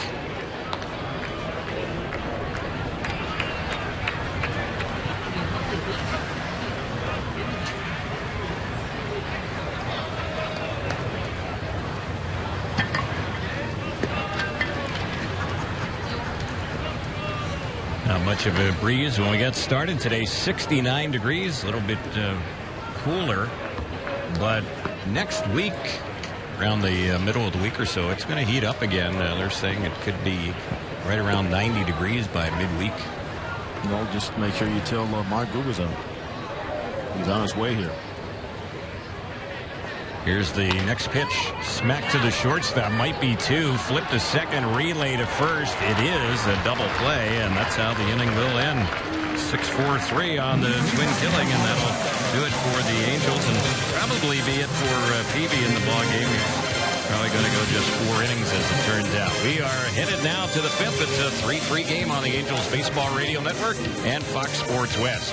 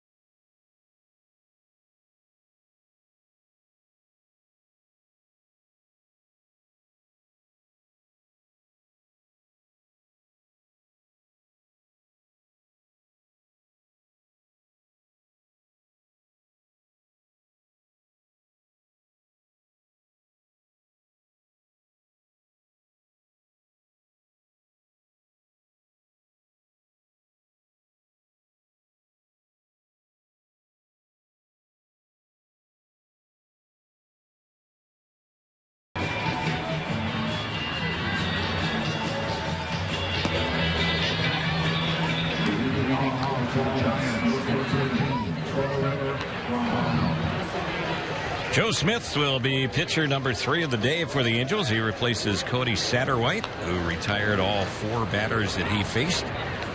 So Joe will take over, and for the right-handed reliever, his 3rd appearance this spring, couple of scoreless innings. And Trevor Brown will be the first batter. Fans, keep up to date on all things Angels baseball by liking and following the Angels on Facebook, Twitter, and Instagram. Here's a ground ball through the left side for a base hit. So Brown, first ball swinging, bounces it in between Escobar and Simmons, and through to left fielder Daniel Nava. Brandon Crawford will be the next batter. Don't forget, you can find out how to follow your favorite Angels players. Just go to angels.com/connect.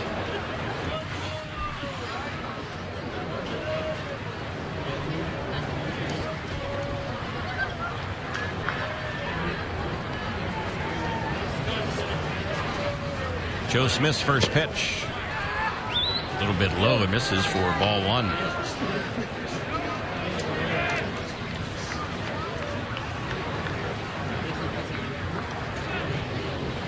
Joe Smith has made 146 appearances in 2 seasons for the Angels.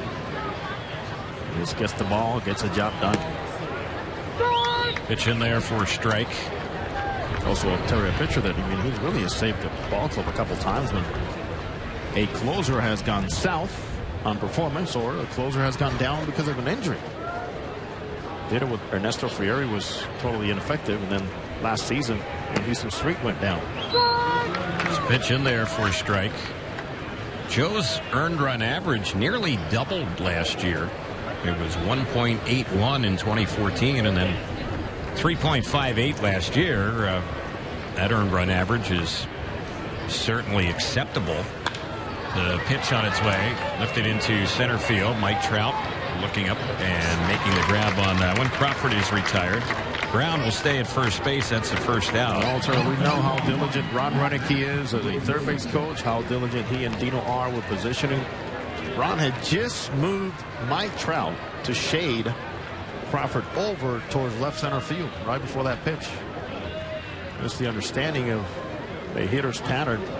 And there's Trout asking, where do you want me now? He has been moving pretty much all day long. Pickoff toss to first. Diving back goes Trevor Brown. Well, the Angel outfielders can expect that with Ron Renicky now back on the staff. Oh, he will be very expressive. And if there's some disagreement, he'll let you know where he stands, and then you explain your point. He's acceptable to that, but he's got that Dino Abel mentality of not being afraid to at least say, this is why we need to do this. It's all about putting players in the best position to make plays. Next delivery, trying to hold up on that one, is Williamson. He went around. He's their cleanup batter today, and he's gone 0 for 2. Had a good spring for them. Couple homers, 6 runs batted in. Right-handed batter. And he lifts this one high, and he hits it well into left center field, and that one is going to leave. No doubt about that one. He really put a charge into it. That is a 2-run homer. And now the Giants are back on top. They lead it 5-3. That's one of the longest I've seen here in this ballpark in 15 years. To that direction, and to clear the berm, you got to hit it. And no aid from a lot of wind at all. Absolutely crushed. That was full extension and follow through on that swing with the arms and the legs. So that's his 3rd home run this spring for San Francisco. He was with them a little bit last year, 10 games. Batter now is Grant Green.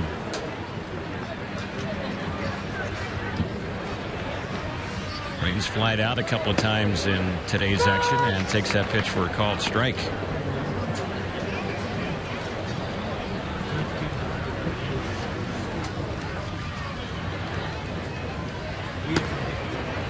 Next delivery, that's a low and outside.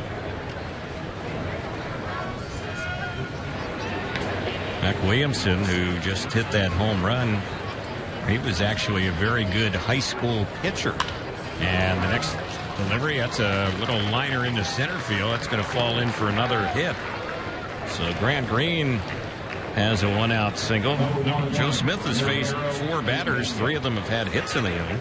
Grant Green, that we know he can do. He's going to put the ball in play. He's going to find some holes. Came in hitting over 300. If anything has held back Grant Green, Terry, we know very well, is defense.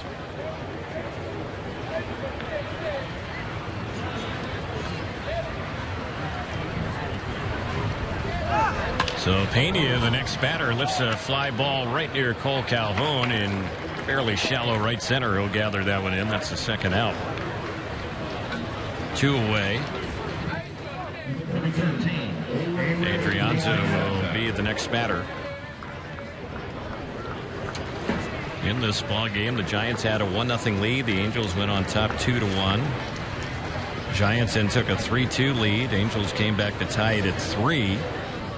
And now here in the 5th inning, the Giants have scored a pair, and they are back on top. Their 3rd lead of the day. It's 5-3 San Francisco.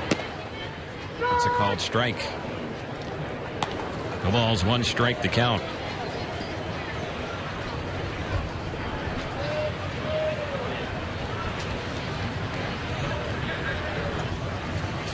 Here's the next pitch.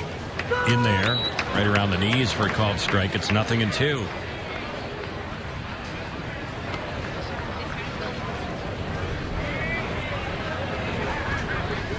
Had a lot of innings where the teams have scored a little bit of runs in innings. The Giants have had a pair of 2-run innings and a 1-run inning. And the Angels have had a 2-run inning and a 1-run inning. Here's the next pitch. It's fouled off on the left side, backing out of play.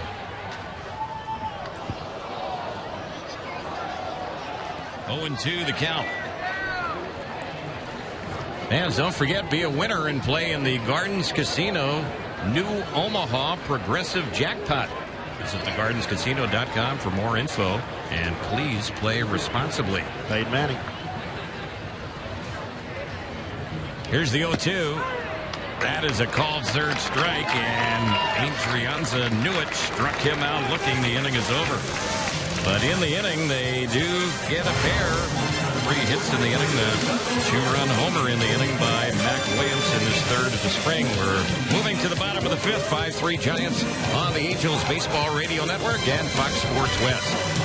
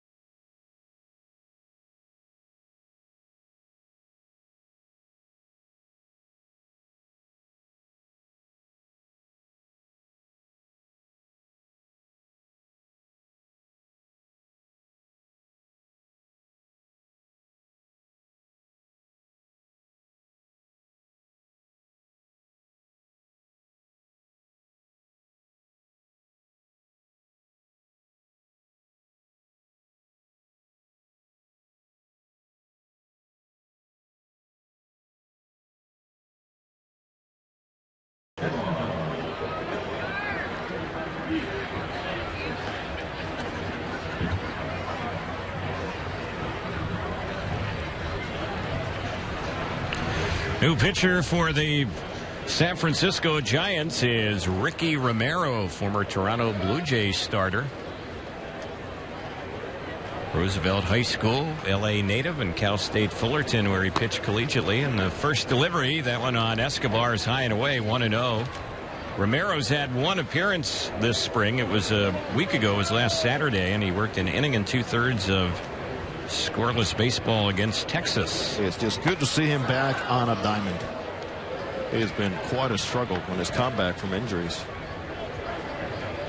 And I know this young man well, how hard he's worked just to get this opportunity here with the Giants.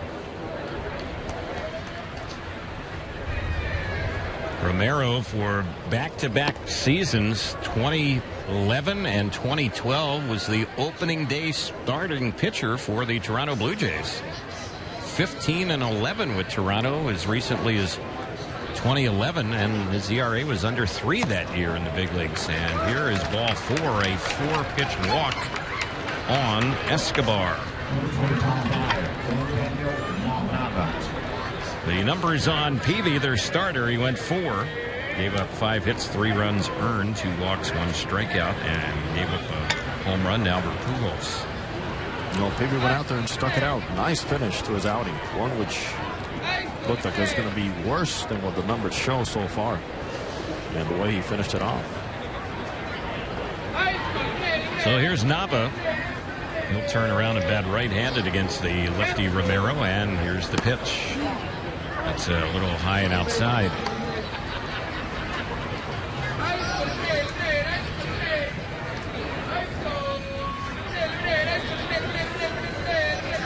Ricky Romero, after a disappointing 2012 season for Toronto, and I mentioned he was their opening day starter that year.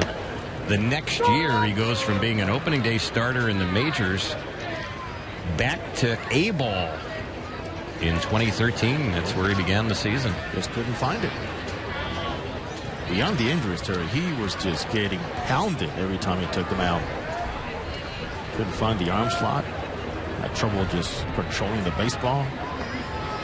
Even right now, when you see his delivery, it's slightly altered from what we used to see back in the days with the Jays when he used to shatter a lot of bats. This guy used to have a really good curveball. There's the next pitch, and that one is outside, so he's having some location issues here. He's thrown 7 pitches, only 1 has been a strike. He's behind 2-1 on Nava. Trout is waiting on deck. It's 5-3 San Francisco, bottom of the 5th. And that one is way high. The catcher had to stand up, and it popped off his mitt, but no advancement by Escobar. And now heading out to the mound is Brown to talk it over with Romero.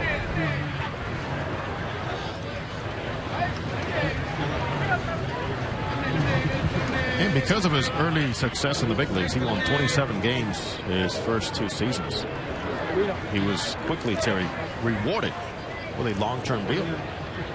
One that many advised him not to sign. Go figure. Glad he did. 3 balls, 1 strike. Here's the next pitch. And that one just barely in there. It's a called strike. So here's another Nava at bat where he's seeing a lot of pitches. This has been a 5-pitch at bat. It's not over yet. Full count on him.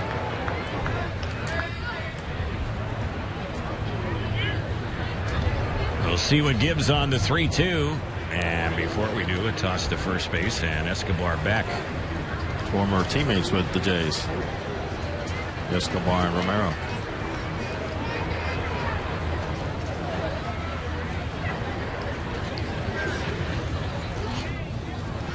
Romero is ready. 3-2 pitch.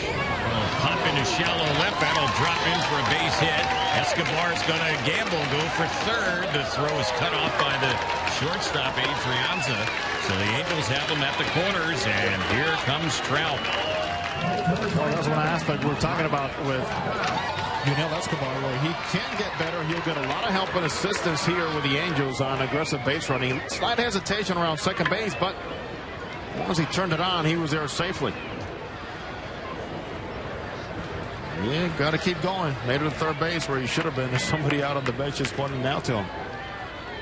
So Trout has been stepping up all day long with people on base in the first inning. He batted with a runner on, flied out. The second inning, he batted with the bases loaded, flied out. And now he bats with 2 more on base here, nobody out, and he takes a pitch for a strike. I would say Mike Trout is due. Yes, he is. Here's the next pitch. He rounds one sharply out of the reach of the third baseman Green. That's an RBI hit. Trout comes through, cuts the lead to a run. It's now 5-4 Giants, and Albert Pujols will be the batter. Oh, that leadoff walk already coming back to hurt Ricky Romero. As the Angels force him into the strike zone, allowing him to get the ball down. And for Mike Trout, it was a matter of time. Hitting something hard now on the ground after a little anxiety in the first 2 at-bats when he popped up. Dave Righetti, who is here for this game. There's another Giants game going on in Scottsdale against the D-backs, but Righetti, their pitching coach, just went out to have a word there with Ricky Romero. The bullpen remains quiet. Romero is yet to retire a batter. A walk and 2 singles, a run in. Runners at first and second. Albert at the plate. He's already hit a 2-run homer. He bats with 2 on base right now. And the first pitch takes that one a little bit high.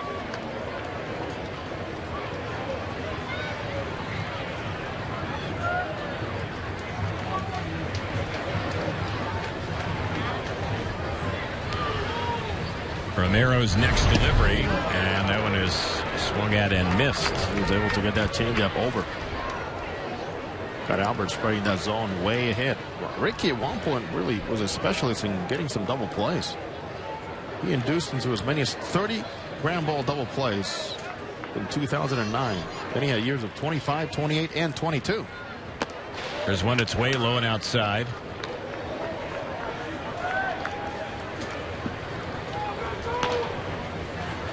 But it's been a tough go for this young man since the end of the 2012 season.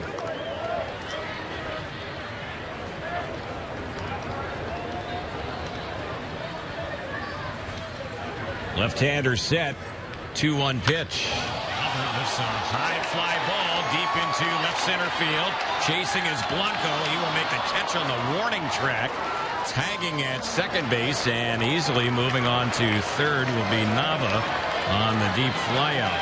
Well, that was hit to one of the deeper parts of the ballpark right there. Albert gave it a good ride, but just a long out.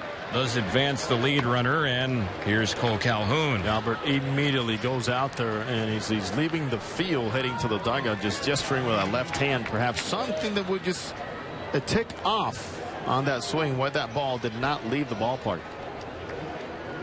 All about perfection for Albert Pujols. So now the Angels have the tying run at third. Trout's on over at first. There he goes. The pitch is high. The throw to second is going to get him. And Trout can't believe he's been called out, but there's no challenges or replays here for these spring games, and listen to the fans. that's going to be a caught stealing. On the plate, Nava remains at third. Be a different story in the regular season if you want to go ahead and appeal this one, but the phantom tag was Terry alive and kicking there. Yeah. Tried to get Trout high on the tag. Mike Winters, veteran umpire, with a call on that one. There's a pitch up and in on Cole Calhoun. 2-0 the count. And you know what happens when Trout starts getting thrown out, right? He doesn't seem to run as much. He gets a little shy sometimes. Got to keep going. Here's the next pitch. That's way high and outside. Trout was thrown out 7 times last season in 11 attempts, or 18 attempts. He stole 11 bases. He had that one. 3-0 here on Cole Calhoun. Will he have a green light? No. He takes that pitch for a called strike. Well, if Ricky Romero gets out of this inning with only 1 run allowed, he'll feel pretty good about it. Inning isn't over yet. Runner at third, 2 outs. 3-1 on Calhoun. Here's the next pitch, and that's popped foul over on the left side. That ball is playable in foul territory, and the catch is made by Grant Green, and the inning is over. So Romero dodges some bullets here in this inning. He does give up 1 run, but the Angels were certainly hoping for more. We are through 5. The 6th is next. It's 5-4 Giants on the Angels Baseball Radio Network and Fox Sports West.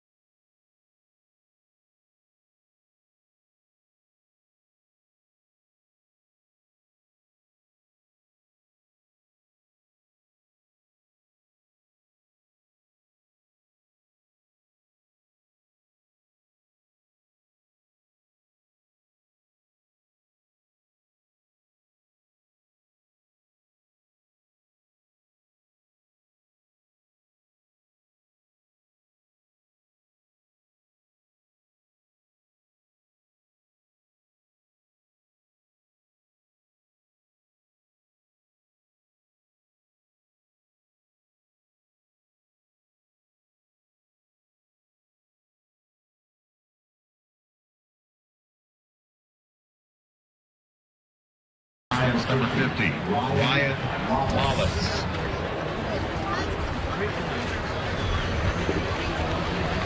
So we move to the 6th inning. Pitcher number 4 of the day for the Angels is Mike Morin. He takes over for Joe Smith. Joe gave up 3 hits, 2 runs in his 1 inning. Did not walk, and he struck out 1 and gave up a 2-run homer. Morin's first pitch right in there on Ryan Lawless. And it's no balls and 1 strike. Here's the next delivery, and it's hit in the air into right center field. Chasing is Cole Calhoun. He has a beat on it to make the catch in right center. Wallace is retired. Calhoun's been pretty busy out there in right field today. He's had, well, let's see, 3 putouts out in right. And Arias will be the next batter as Morin works. This is appearance number 4 this spring. He's done a good job. 3 scoreless innings coming in. He's had a victory in the Cactus League as well. Here's the next pitch, and that's in there. Mike Morin would like to have a bounce-back season after a rough sophomore season a year ago in the big leagues. After a very successful first season in the big leagues, surprising everybody. It's a called strike. There's that plus changeup. Now working more with that slider, too, just to have a different look at the hitter. Still gets that fastball up there. The short arm quickness. And there's a cut and a miss, and down on strikes. 3 pitches goes Arias. 2 are gone. 6 strikeout of the day for Angels pitching. It's 5-4 Giants here with 2 outs in the 6th. The score update is brought to you by Experian. Get serious about your credit by visiting Experian.com. So So the batter now will be Gregor Blanco. Leadoff man batting for the 4th time today. He's gone 0 for 2 with a walk. First pitch low. Let's pause for station identification on the Angels Baseball Radio Network and Fox Sports West.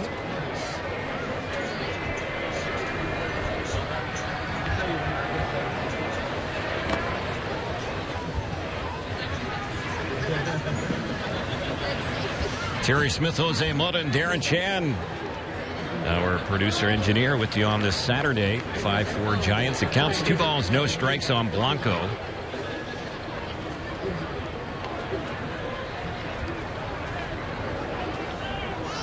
And the right-hander's delivery hit sharply on the first base side and just out of the reach of Choi. Might have slowed it down a little bit as he went diving to his right away from the bag. That's a hit all the way for Blanco, his first hit today. Giants have their 8th hit in the game, and Trevor Brown, who's had a couple of those hits, will be the next batter. Blanco has everybody creeping in from the corners, and that's one of those hits where if he's not a threat to bunt, it's a lot easier laterally for any first baseman, even third baseman, to get to.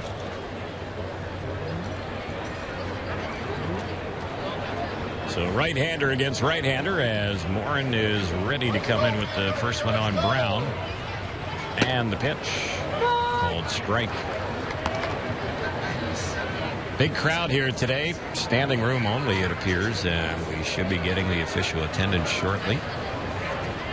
Angels starting a string of games here at Tempe Diablo Stadium. Texas in tomorrow. Reds are here Monday. Mariners are here Tuesday.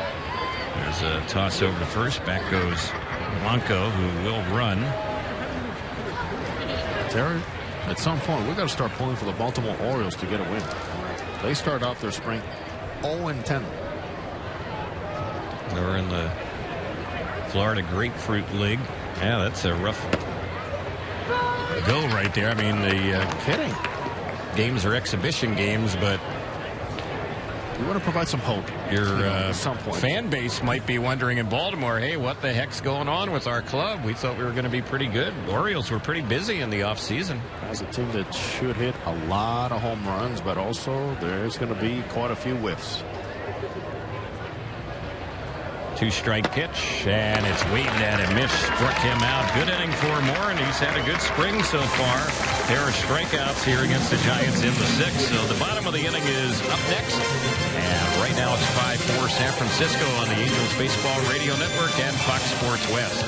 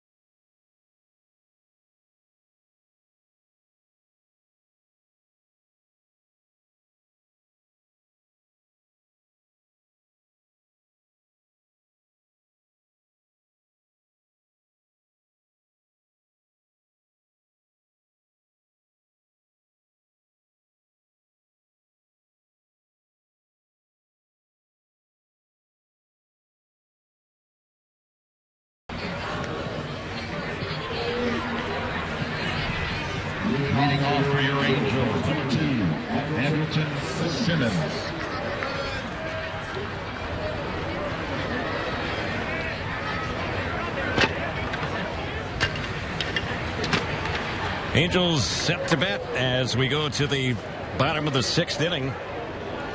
Shortstop Andrelton Simmons, who's had a double and 2 at-bats, takes the first pitch from Albert Suarez, and that's in there for a strike. So Suarez replacing Ricky Romero, who gave up a couple of hits and a run last inning. Romero also walked the batter as the ball bounced on the left side. Diving stop by Adrianza's throw handcuffs Lawless, and the ball skips into the seats. So that'll likely be a single and a throwing error by Adrianza, who did a good job to get to that ball. Angels have the tying run in scoring position for Ji-Man Choi. Good effort all the way around. At that point, sometimes you got to just hold the baseball and know who's running down the first base side. And Anderson Simmons.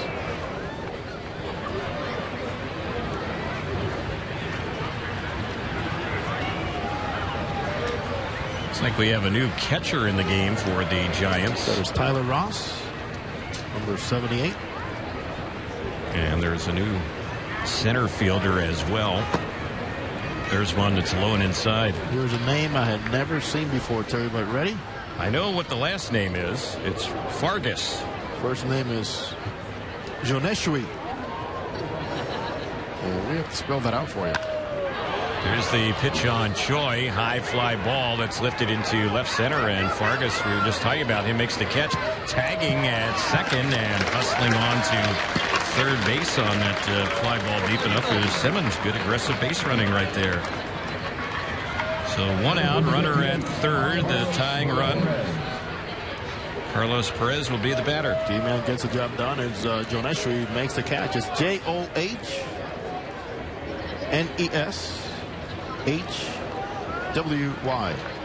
Comes into the game, makes a play.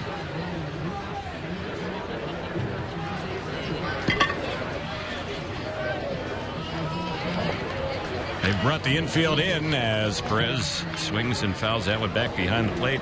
Carlos has already had a sac fly. The Angels would take that in this situation here. And he's also walked.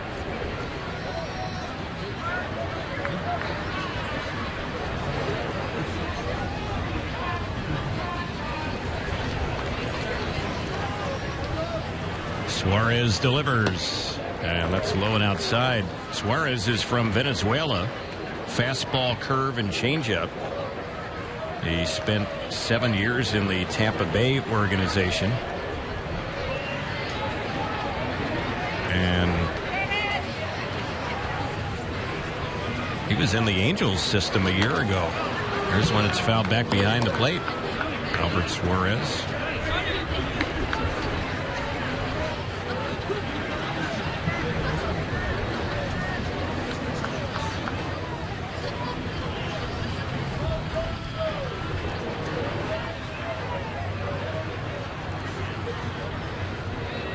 Here's the pitch. It's bounced softly on the right side. The second baseman has it. Only chance for an out is first. As breaking in on contact with Simmons, he'll score on that ground ball hit on the right side with the infield in. Well, there's contact made. It doesn't matter how it happens. Check swing and everything. Ball's put in play. You're leaving. And one of the most surprised players was the second baseman Pena. Did not anticipate as Carlos Perez is tied up with that swing, but once again, it counts as a productive out, RBI. Simmons, good read at third base. So 2 outs. It's a 5-5 ball game here in the bottom of the 6th. First pitch on Johnny Giavitelli takes ball 1. So we're seeing a lot of production from the Angels catchers. 5 RBIs between Carlos and Soto in the last 2 games. Here's the next pitch. That's on the outside corner, a called strike.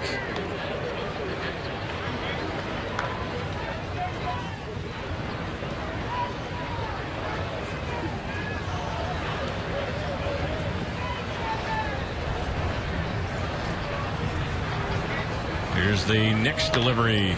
Popped in the air on the right side. Long run for Arias as he chases in foul territory just out of his reach. That ball came close to hitting the foul line, but just across the line in foul territory. As that wind is picking up, it was that wind that blew that ball away from the foul line. Look at the netting behind home plate right now. It's really picking up. You can hear that wind gusting right now.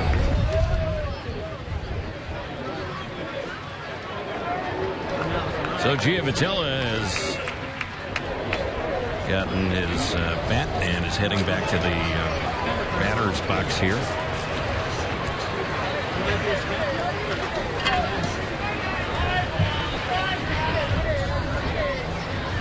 Suarez ready, and here's the 1-2 pitch. It's a liner just foul on the third base side. 1-2 on Johnny. Albert Suarez last year at Double-A Arkansas, the 11-9 record as a starting pitcher with a 2.98 ERA.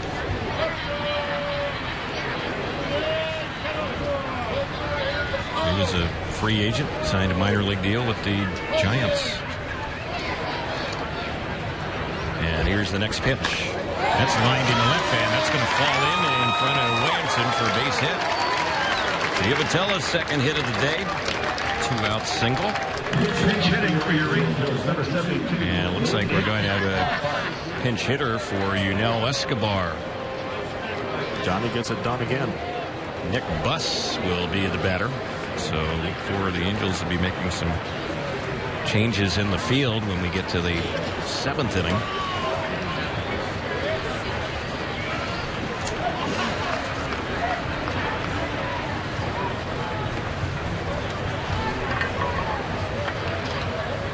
Giovitella leading off first.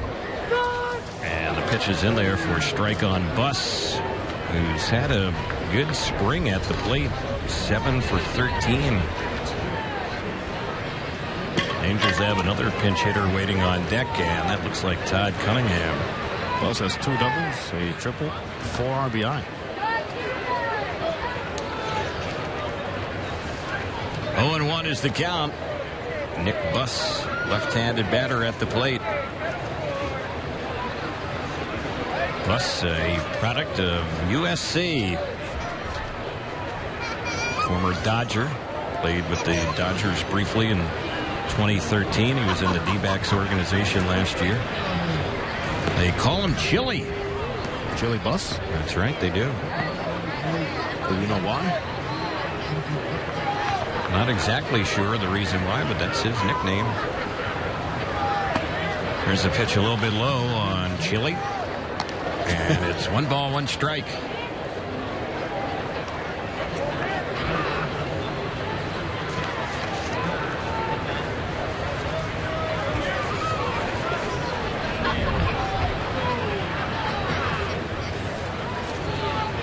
Suarez is ready. Here's his next pitch.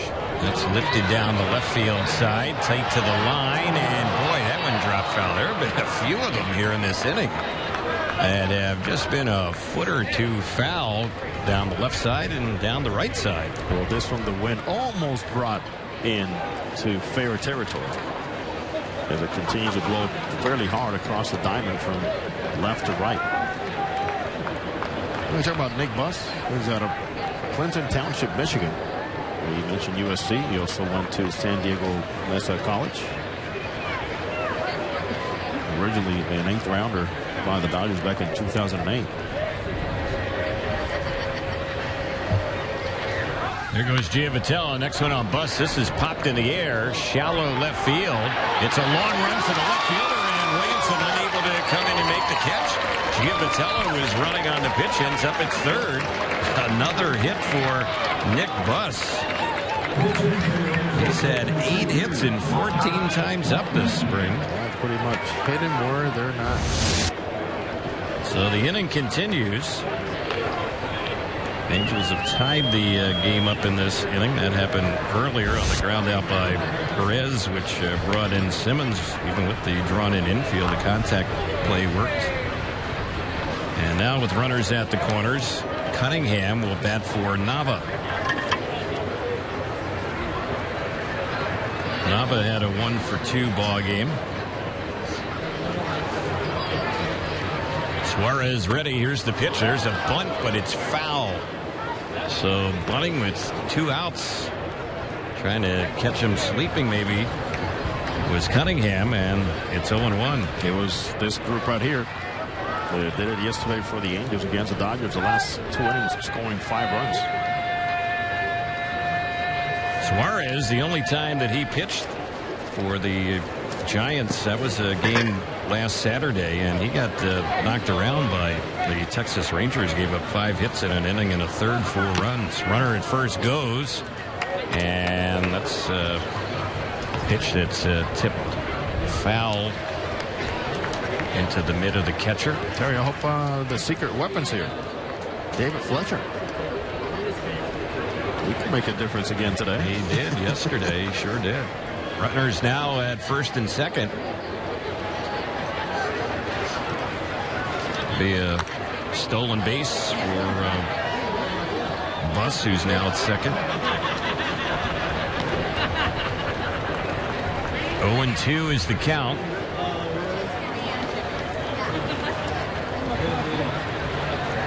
A lot of Giants fans, as always, a great following here, and the Giants fans have 2 games to pick on, and I'm sure it's quite packed over there at Scottsdale Stadium too. Probably as it is here, sellout there. as it is here.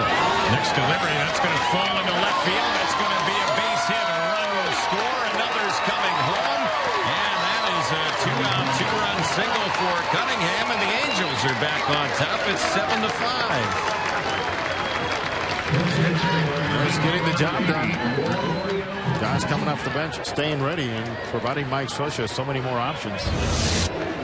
You talk about getting ready. Dino Evil plays a huge role with these players as to advising them when to get ready and what to expect, when to come in, who you might be running for, or taking defensively in which position. Gregorio Petit is the batter. He's hitting for Trout. Mike Trout was 1 for 3 with a run batted in. And the pitch fouled back to the screen. In this inning, the Angels have had 4 singles, producing 3 runs. Angels were down 5-4 when the inning began. Now up 7-5. As Petit bats, he is looking for his first hit this spring. He's gone 0 for 7. The pitch, that's outside.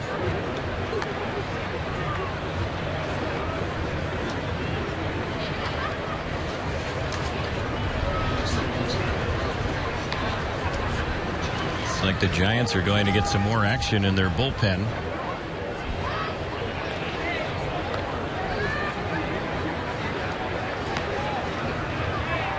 One ball, 1 strike is the count on Petit.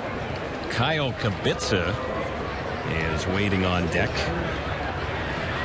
And if he bats here in this bottom of the 6th inning, he would be hitting for Albert Pujols. Next delivery, a cut and a miss. Chased a high one there, did Petit. Fans, don't forget your Halos return to the Big A for exhibition games against the Dodgers on Saturday, April the 2nd, and against the Cubs on Sunday, April the 3rd. You can get tickets at angels.com.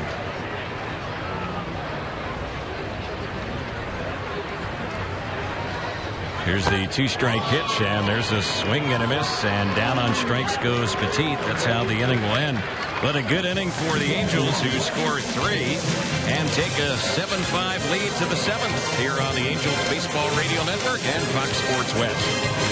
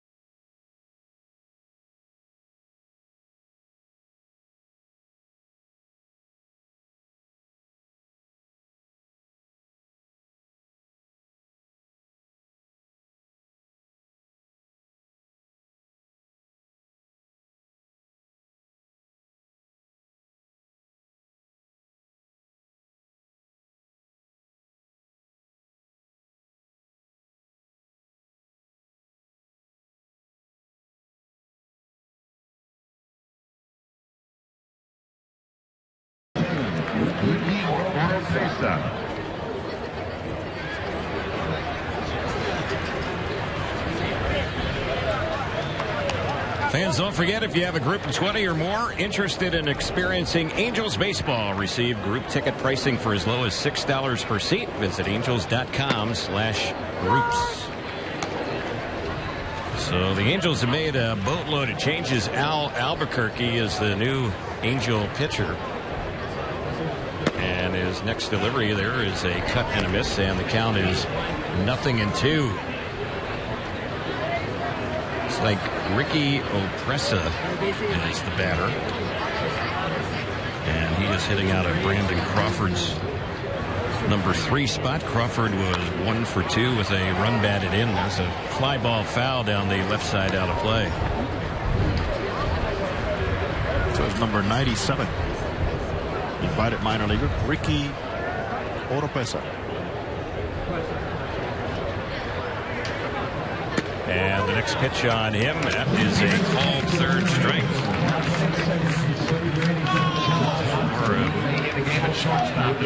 Essa is retired. 1 away. Albuquerque replacing Mike Morin, who retired 3 of 4 with a pair of strikeouts. In the top of the 6th inning, he did give up a hit, no runs. And we'll see if Albuquerque, who just struck out the first batter, can feed off of that. Yeah, he needs to go out there and be a little more effective than what we've seen so far. Here's the pitch in there, called strike. Mike Sosa loves the arm. Now with that arm, he wants better command. Albuquerque appearing in his 4th game this spring, and he's given up 2 earned runs in 3 innings. He's given up 5 runs altogether, but 3 of them have been unearned runs. Pitch fouled back. Mac Williamson batting. The count 0-2 on him.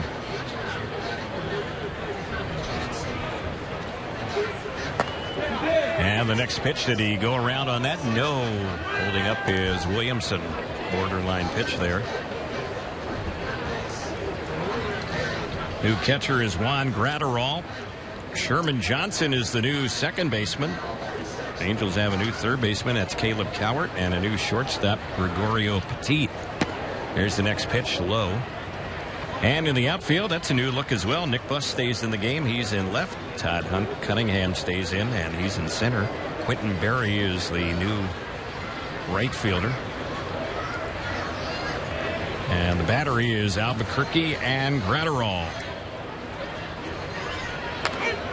There's one foul back to the screen, so it's still 2-2 on Williamson.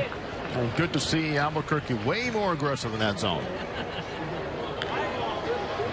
Another pretty decent slider. Pretty much everything fairly hard. And once in a while, we'll throw that changeup. Here's the 2-2. Again, fouled off by Williamson. Fans, here's a deal for you. $19.95 gets you Proactive plus a rotating deep cleansing brush. It's valued at $45. You're guaranteed to get clear and stay clear, or you'll get your money back. Just call 1-800-644-5944. That's 1-800-644-5944.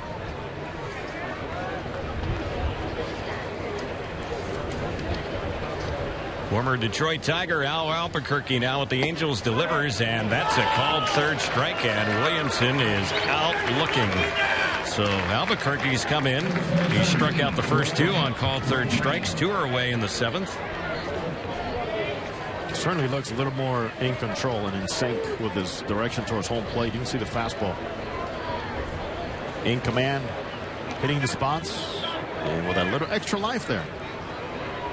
He's got that look here like he is in the middle of a regular season right now, Albuquerque.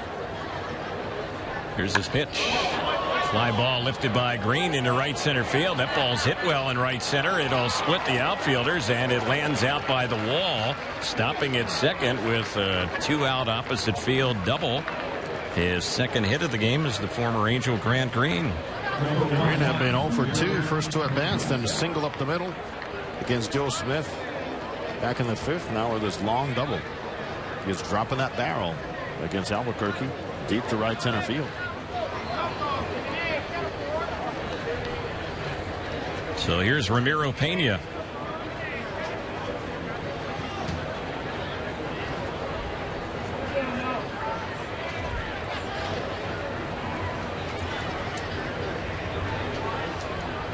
Left-handed batter Pena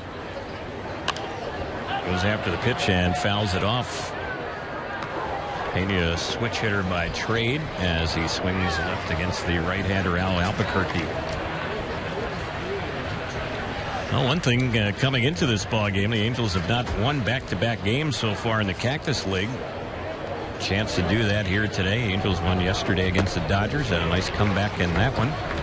There's a pitch cut on and missed. It's 0-2. Well, it took the bullpen to go out there and get it done and protect a late lead, and it's going to take the same formula to get it done here in Tempe.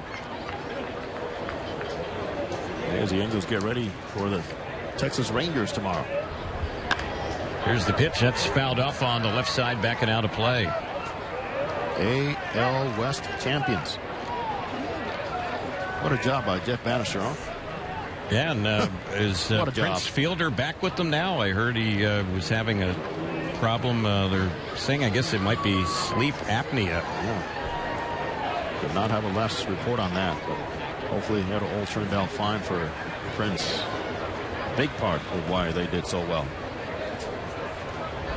Prince had 23 home runs, 98 RBIs last year.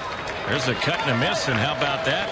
Albuquerque strikes out the side here in the top of the 7th. They do get a hit in the inning, but that was it. Good job by the right-hander. Bottom of the 7th is next. Angels leading. They're up on the Giants here 7-5 as we go to the bottom of the 7th on the Angels Baseball Radio Network and Fox Sports West.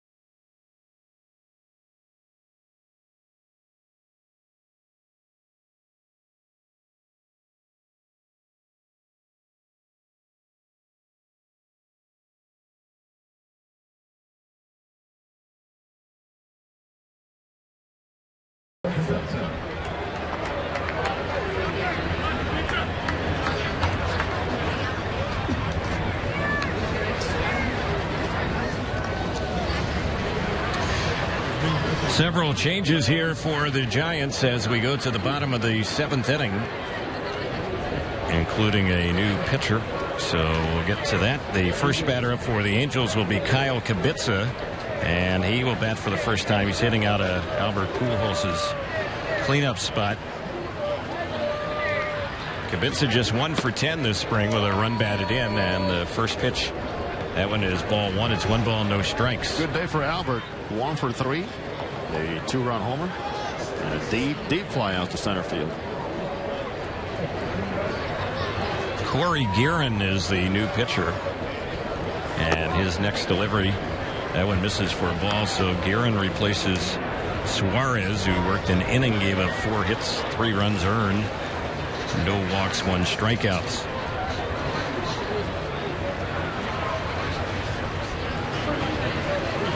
Guerin is set.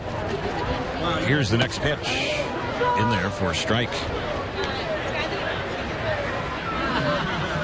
The new catcher is Tyler Ross. New first baseman is Brandon Bednar. They have a new shortstop. That's Hak-Ju Lee. And a new third baseman, Ryder Jones. And that's a swing and a miss. 2-2 on Kyle Kubica.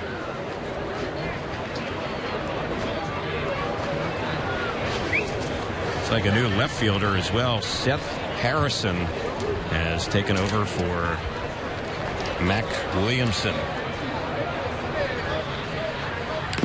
And there's Kubica just getting a piece of that one as he fouls it off right by home plate. And we understand Ryan Lawless, who earlier today was playing first base, he has now moved over to right field. So Arias, his day is done.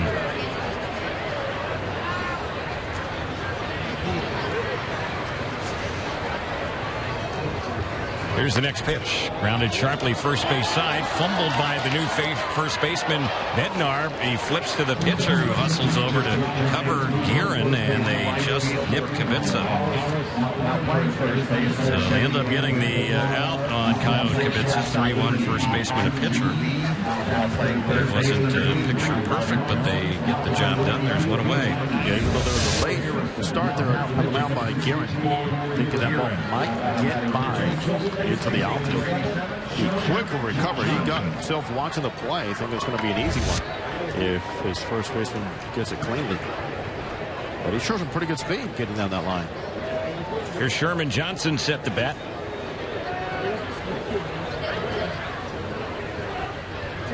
And the first pitch on him. Takes it for ball one. Johnson's gone 2 for 8 with 3 RBIs here in the Cactus League. Gratterall waiting on deck. Angels leading 7-5, bottom of the 7th. Here's the next pitch. That's low and outside. Well, the Giants could only bring so many players because they've been having another game going on along with this one in Scottsdale against the D-backs. So they have pretty much brought in a large majority of the players that they've brought here, other than a few other pitchers who we might see. They have one spare player, I believe, Jose, and that is Matt Wynn, a backup catcher. Just in case. Just in case. Somebody's got to warm up the relievers as well. And there's a pitch that's low. So it's 3-1 on Johnson. DC was kind of teasing us a little bit during the break, Jose. He said he knows why Nick Buss has the nickname Chili. He's gotten to the bottom of it. Let's find out. Doesn't surprise me that DC would get to the bottom of things there. There's a cut and a miss, and it's 3 balls and 2 strikes. Yeah, I know how you and Mark Langston feel throughout the regular season with all the information you provide and all the digging done by Darren Chan. The great Darren Chan, producer engineer, also who coordinates the simulcast here in spring training. Here's the next pitch. That is a pop-up foul on the third base side. Coming over is the new third baseman, and he drops the ball in foul territory. That was a surprise. He had expected that ball to get into the dugout and be in foul territory. He just did not position his body to get that fade coming back to him. So Ryder Jones had it pop out of his glove. They could give him an error on it if they want to. We'll see. In any case, it's still the same batter, Johnson, batting with the count full.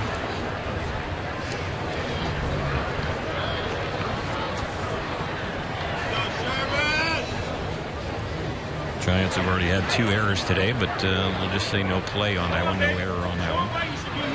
The way we've seen scoring here in spring training, are you surprised? No. And there's ball 4, so. But there's a runner aboard because of the ball that was not caught. Right. It did pop out of his glove. And it wasn't even like it was right in front of the dugout on the third base side either. It wasn't. It was fairly close to the coaching box over there in foul ground. So Gratterall is the next batter.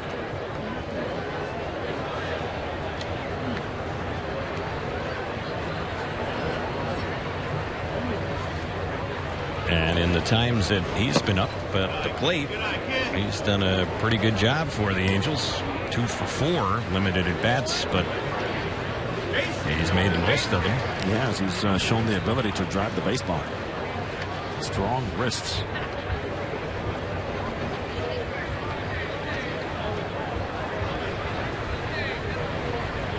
Kieran is ready, and here's the next pitch. He kind of slings the ball in there, and that one is low and outside on Gratterall. 2-0. Let him hit, Stooge. Let him hit.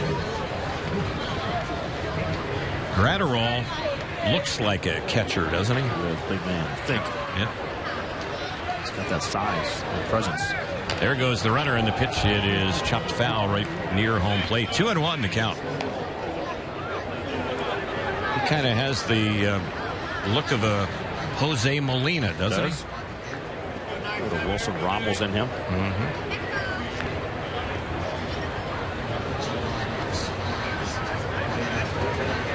Those catchers, boy, you know they get their work in here in camp. Terry, it's relief when those games start, let me tell you. Oh, yeah. They can get away for a little bit from Camp Socha. There goes the runner, and Johnson will have to come back to first base as Gratterall fouls that one off. Those consecutive hit and runs there put in by Angels manager Mike Socha with his current catcher, Gratterall. Done a good job protecting the runner.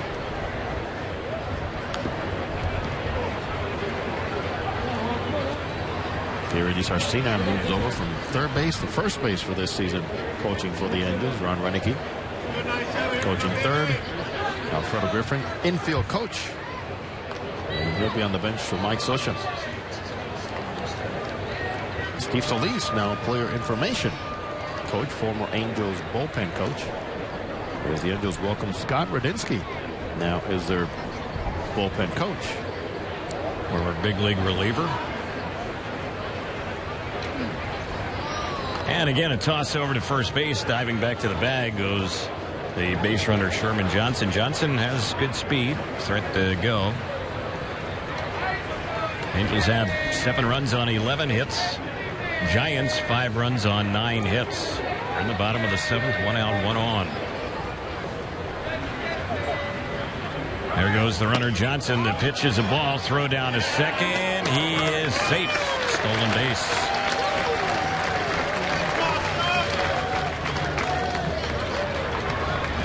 So that stolen base for the Angels, the second one in the last couple of innings. Buss had one last inning.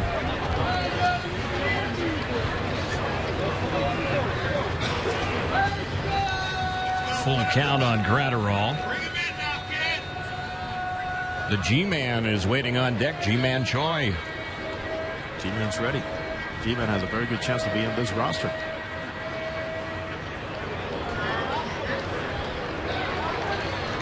Here's the 3-2. And it's ball 4. That was a good eye right there to take that pitch. You're right. Back walks. You're right. I mean, it was a pretty good pitch. Yeah. What they usually, pitchers don't like to set up very often to throw it in that inside door, but one that does catch enough of the plate that when the umpire stays wrong with that path, it could be called a strike. 5th walk of the day for Giants pitching. Guerin is their 4th pitcher today. So here's Choi. He's had a 1-for-3 ball game. Put on base a pair of times today. And he bats with a chance to do some damage and lines that one by the mound through into center field. That's going to be a hit. Johnson will be waved home. He will score without a throw. G-Man Choi.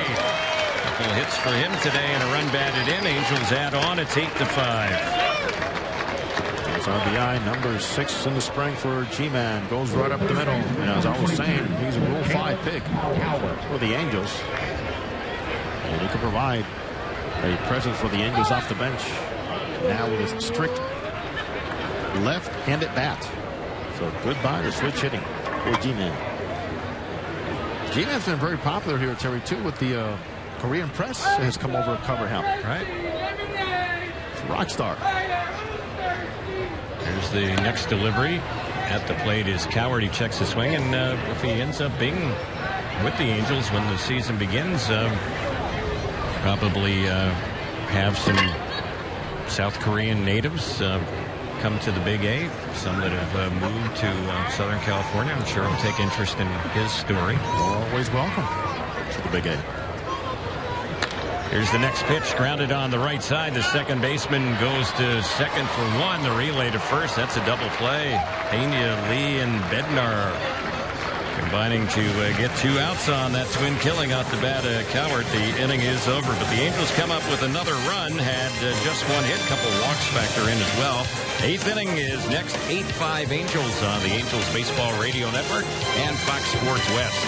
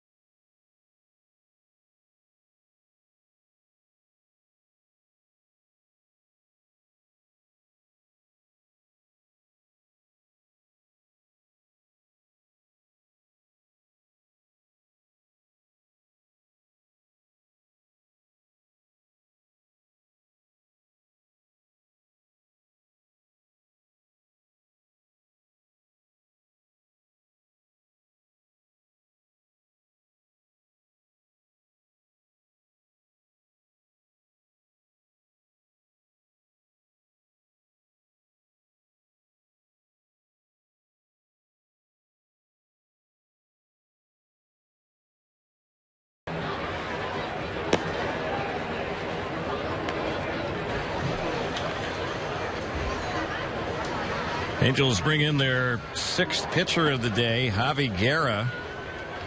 He is slated to work here as we start the 8th inning.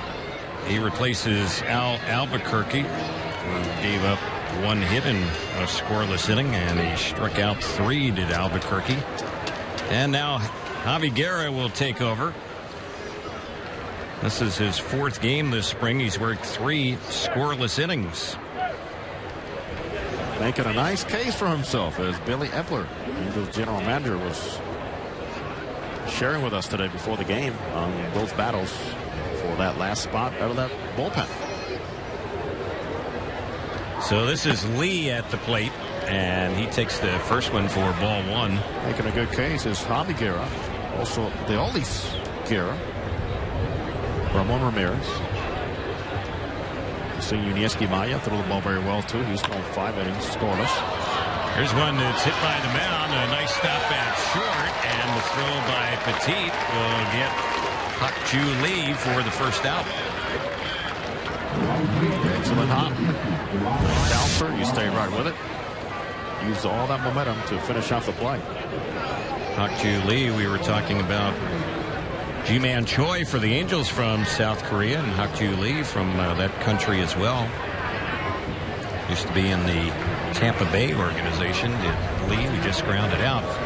Here's Ryan Lawless, who's gone all the way for him. They're now playing him in right field, and he takes that one for strike 1. Jerry, hopefully we get to learn some more about some good Korean barbecue. How about that? Yeah. There's some good spots all over Southern California. There's a pitch a little bit high. Get some short ribs. What do you say? There's more. A little kimchi, everything. 1-1 is the count on Ryan Lawless. Food talk never lacks around here. We've had some good smells of the game here today. I'll tell you what, whatever they're cooking downstairs, you can, when that wind picks up every once in a while, we're getting some good food smells up here in our booth. I was told it's coming from the concessions, but also from the parking lot where we see a couple of RVs. There you go. Have some tailgaters out there. There's one fouled off on the right side. Well, you and Mark likes to get into the many options now and choices. Yeah, but you know, over at the Big A. You know, Langley, the wellness guy that he is, he's a little bit more picky as far as his food choices. But there's choices. That's the main thing. Right. There's a cut and a miss by Lawless, and Javi Guerra has retired 2 quick batters. And now we'll see what he does against his third one. That's his first strikeout. Angels pitching wrapping up some strikeouts today. That's the 10th now recorded by Angels pitchers. And Bednar will be the batter. Tell you what, Guerra made a quick adjustment from the first time we saw him out here. Staying tall and getting a lot of high fastballs to just working everything downhill. Get that slope going in your favor and help it finish off pitches like that. So a nice breaking ball, very tight.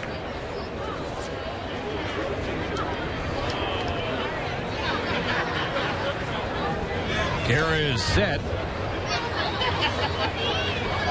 And the next pitch, that one is low and inside. Well, he's a guy that has had success at the big league level. 2.87 career ERA. Career also experienced closing games. Here's the next pitch. And it's grounded on the right side. It's a nice stop by Troy. And he will get to the bag in plenty of time. And the inning is over. G-Man, stay busy out there. Doing it all. 3 up and 3 down inning for Javi Guerra. We're headed to the bottom of the 8th where the Angels take an 8-5 lead on the Angels Baseball Radio Network and Fox Sports West.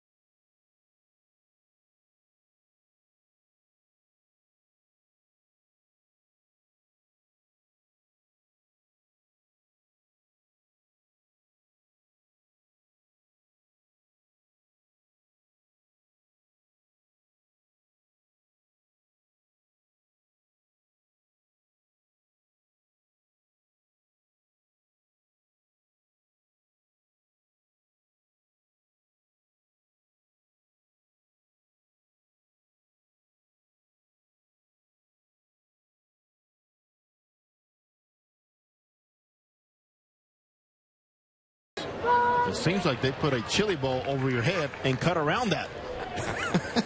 Wow. 3 balls and 1 strike.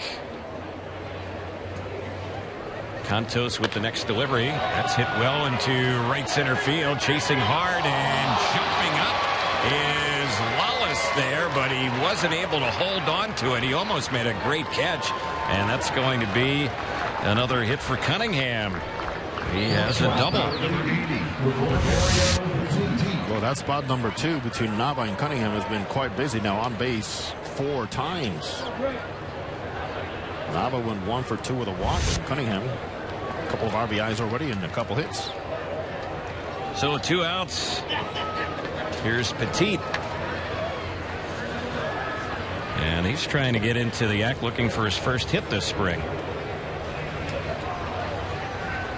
Struck out his first time up. Today's game being brought to you by In-N-Out Burger. That's what a hamburger is all about.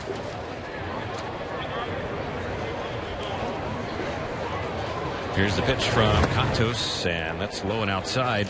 We'll check out the Jeep Out of Town scoreboard on this Saturday. It's brought to you by the Jeep Cherokee with an estimated 31 miles per gallon highway. It's the perfect choice. Visit Jeep.com for more information.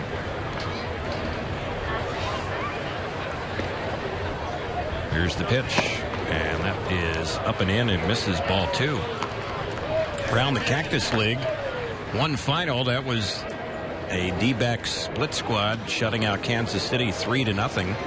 The other Arizona split squad is facing the other Giants club in Scottsdale, and the Giants are leading that game. Or let's update it now. Arizona has a 6-4 lead in the bottom of the 8th.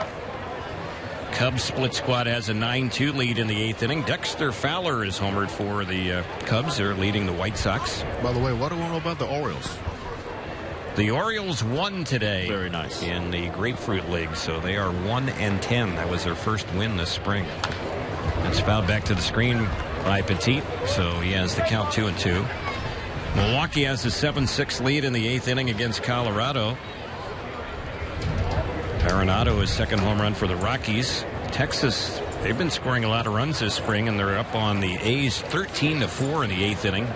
Adrian Beltre, a home run for the Rangers. It's a good ball club. Also the best base running ball club in the American League last year, the Texas Rangers. Cleveland blanking the Padres 1-0 in the 6th. Petit fouling back another one to the screen. So the count is holding at 2-2.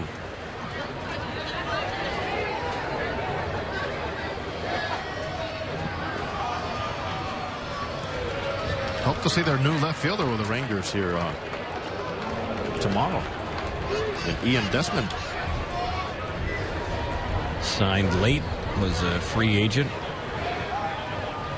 And here's the pitch. Rounded sharply. That's a fair ball, and Petit will get his first hit this spring. That's going to drive in a run. Scoring from second is Cunningham. Angels have a pair of 2-out hits to produce another run. And the batter will be Kubica. Let's pause for station identification here on the Angels Baseball Radio Network.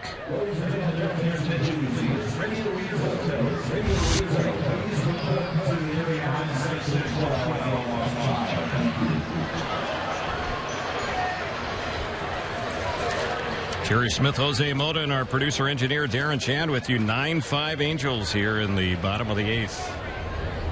14 hit day for the Halos. And Kubica chasing one, fouling it back right behind the plate. Tomorrow, Angels will be right here. Texas will be here to take on the Angels. And that is going to be Matt Shoemaker against Derek Holland. Boy, hope to see Matt Shoemaker find himself out on the mound tomorrow. He's had a tough spring so far. So he's given up already 4 home runs. Angels need him. There's a swing and a miss. So the Angels also hoping that the news about Jared Weaver and that neck issue, nerve issue in his neck, comes back as one that's not going to hold him back. He will see a specialist. And the Angels will await to see about the weave. Nate Smith is going to start the game Monday here against the Cincinnati Reds. Left-hander who we've seen a little bit this spring. Hector Santiago started today's game and gave up 1 earned run in 2 2/3 innings, allowed 4 hits, struck out 4. 1-2 pitch. Kubica fouling that one off on the left side, backing out of play. You know, the way things were lined up at the beginning of camp, it was Santiago, Richards, but Santiago and Shoemaker were always thrown on the same day. Then Weaver. Heaney was scheduled. Slater's a number 4, then Tropiano, but Heaney missed that first start, and Nate Smith got the start. So it's just a matter of getting things situated, Terry, and maneuver.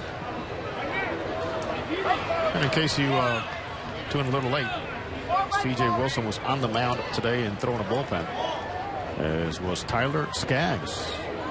He was scheduled to throw live batting practice today. So hopefully both of those lefties are making some progress. Neither has pitched in a spring game for the Angels so far. At this point, Skaggs slightly ahead of C.J. Wilson. And that's saying something because he's coming off a Tommy John elbow surgery. Correct. 1-2 pitch. It'll flare into left center. That'll fall in. So Kubica goes the opposite way. Angels' 8th inning continues. 3 straight 2-out hits here. Runners at first and second. Sherman Johnson will be the next batter. And now we're going to see a pitching change, it looks like. So Cantos is going to be lifted. He is one of their true relievers, so they have decided he's thrown enough pitches here in the 8th, and they will go to the bullpen and bring in a reliever. So we have a break in the action, a pitching change here in the bottom of the 8th. Angels still batting, leading 9-5 on the Angels Baseball Radio Network and Fox Sports West.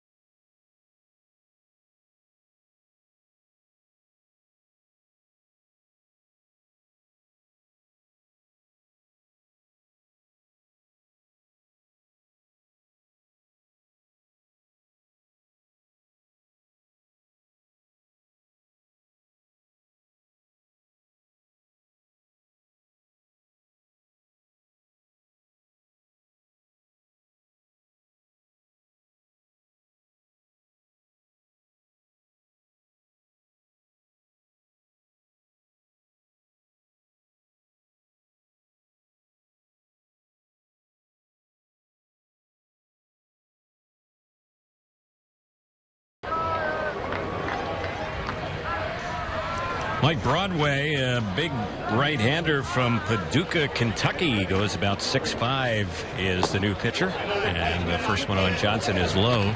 Broadway was in 21 games a year ago for the Giants, all in relief at an 0-2 record. ERA was 5.19. That's a big, imposing figure on the mound right now. So he's set. Here's the next pitch. It's low and inside.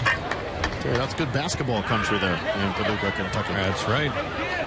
Kentucky Wildcats, no doubt about it. Broadway was a starting pitcher last year in AAA, had an 11-12 record in 27 starts, and then threw nothing but relief for the Giants, 21 relief appearances. It's a called strike. 2-1 on Johnson. 15 hit day for the Angels, 9 runs on the board for the Angels, and a 4-run lead. Angels scored 8 yesterday. And, of course, it was just a few days ago on Wednesday when the Angels scored 13 in that tie against the Dodgers. So the offense starting to pick up. 3-1 the count. Okay. Broadway's 5th appearance this spring. 3 1/3 innings of scoreless relief. And his next pitch, called strike. Jose, I understand after the game you're going to visit with bench coach Dino Ebel. Dino Ebel, the master coordinator of spring training and all the different stops, time slots, sessions the Angels players have to go through. How many fields are coordinated here? Here's the next pitch that's fouled off on the left side, out of play. Dino learned from one of the best ever. Joe Madden had spring training to the T, to the second pretty much. Remember the horns? Joe used to have do the horns and say, okay, it's time to switch. Yep. If it was an 11-minute session, that's it. No more. Whether you do good or not, time to move on. Joe kind of brought that football mentality to the baseball practice fields. He sure did. And, of course, Joe played some college football. There's one fouled back on the left side, out of play. Hazleton, PA. Well, it'll be fun to see Joe and his club, the highly touted Chicago Cubs, on opening day at the Big A. Less than a month away. They are young, they're confident, they're good. Kind of had a little blueprint to get that franchise back on track, and it seems to be working. Maybe even a little ahead of schedule. There's one inside on a 3-2. That's ball 4. Angels have had the bases loaded a few times today, and another time right here as Broadway comes in and walks the first batter he faces. All of this going on after the first 2 batters were retired in the inning. The next 4 have all gotten on base safely. 6 walks given up today by San Francisco pitching.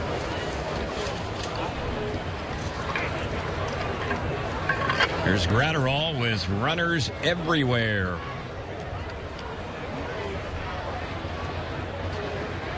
Jet Bandy has a bat. He's waiting on deck, hoping that Gratterall will keep the inning alive with 2 outs.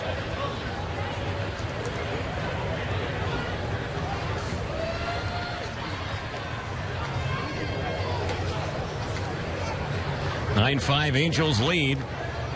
Bottom of the 8th. Here's the pitch. And it's hit high, and that one is hit deep into left center field, but it's going to stay in the ballpark and out near the warning track.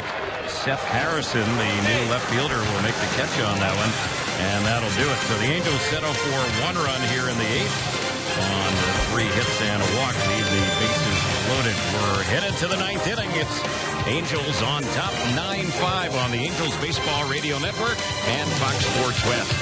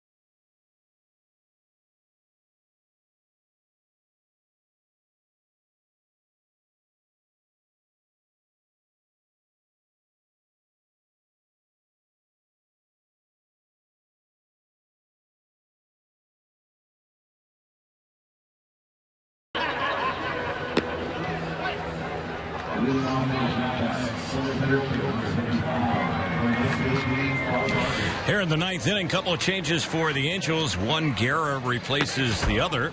Diolis Guerra replacing Javi Guerra. And Javi Guerra retired all three batters he faced in the top of the eighth inning. Couple ground outs and a strikeout against him. And Diolis Guerra, who has done a good job for the Angels in relief so far this spring, will be the new pitcher. This will be his fourth appearance. 5 strikeouts for him in 3 2/3 innings of work. It's a new first baseman, and that is Brian Hernandez. He replaces G-Man Choi at first for the Angels, and at the plate is Fargas. Teneswe Fargas batting for San Francisco, his first at bat. Here's the pitch. It'll pop on the right side. The second baseman Johnson went back to the outfield grass. Couldn't make the grab on it. It drops just out of his reach. It is a bloop single. That might have been one there that the first baseman, Brian Hernandez, had a better shot on, but he started back on it. Not sure if Johnson might have called him off, but all of a sudden Hernandez jammed on the brakes, let Johnson try and catch it. Very shallow, just cleared the infield in the air, and it dropped a few feet back on the right field grass. So bloop single for Fargas.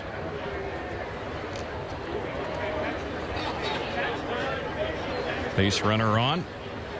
7-5 or a 9-5. Angels on top here in the top of the ninth. This is Tyler Ross batting, and he fouls the first one off just to the right of our booth.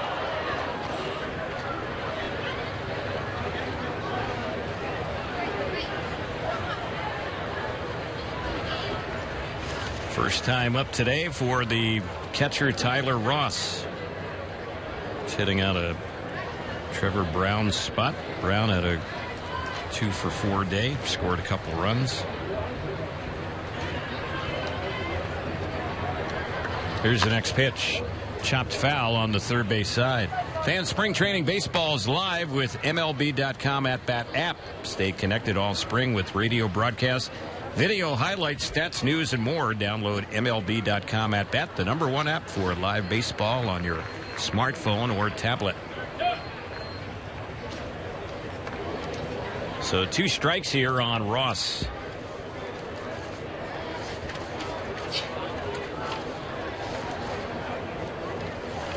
Guerra delivery worker delivers, and this is another one fouled back to our right out of play. Ross has had only 3 at-bats for the Giants this spring, but he's made the most of them with 2 hits.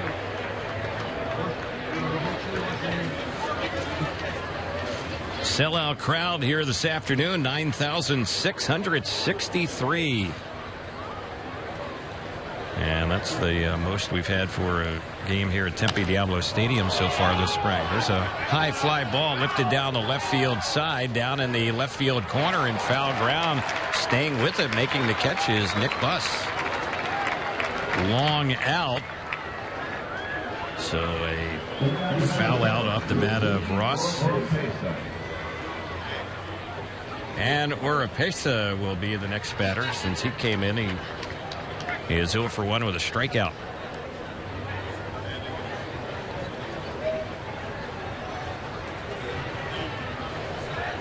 Jose is headed downstairs. He will be visiting with Angels bench coach Dino Ebel right after the action. Here's the pitch. That's low. 1 ball, no strikes.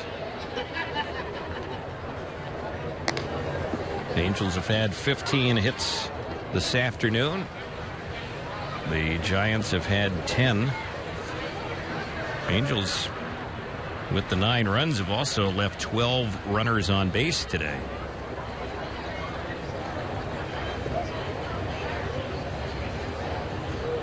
Here's the next pitch. That's high. Snap throw to first, and the runner dives back safely.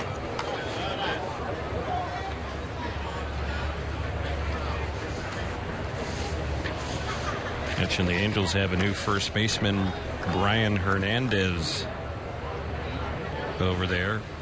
second game he's played in this spring for the Angels, but he's yet to bat in either one of them. And there's one that's bounced on the first base side. It is a foul ball. Hernandez made the play. He was kind of trying to straddle the foul line, but it was a foul ball.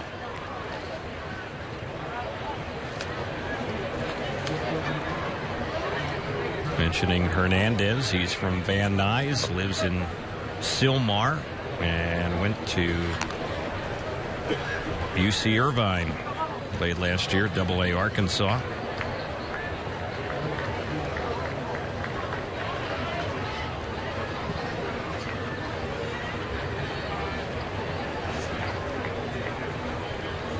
Guerra is ready. Pretty good lead for the runner at first. That's Fargas. Not going, though. The pitch. It's a high fly ball, shallow left center. Buss will come in, but going back on it is the shortstop, and that's Petit who will make the catch. A lot easier play for him. So they're down to their final out as a result of that pop out to the shortstop. And Seth Harrison is going to bat for the first time today. He took over in left field.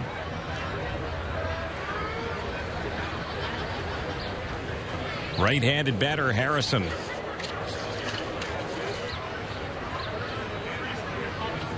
Second at bat for him all spring for the Giants, and that's in there for a called strike.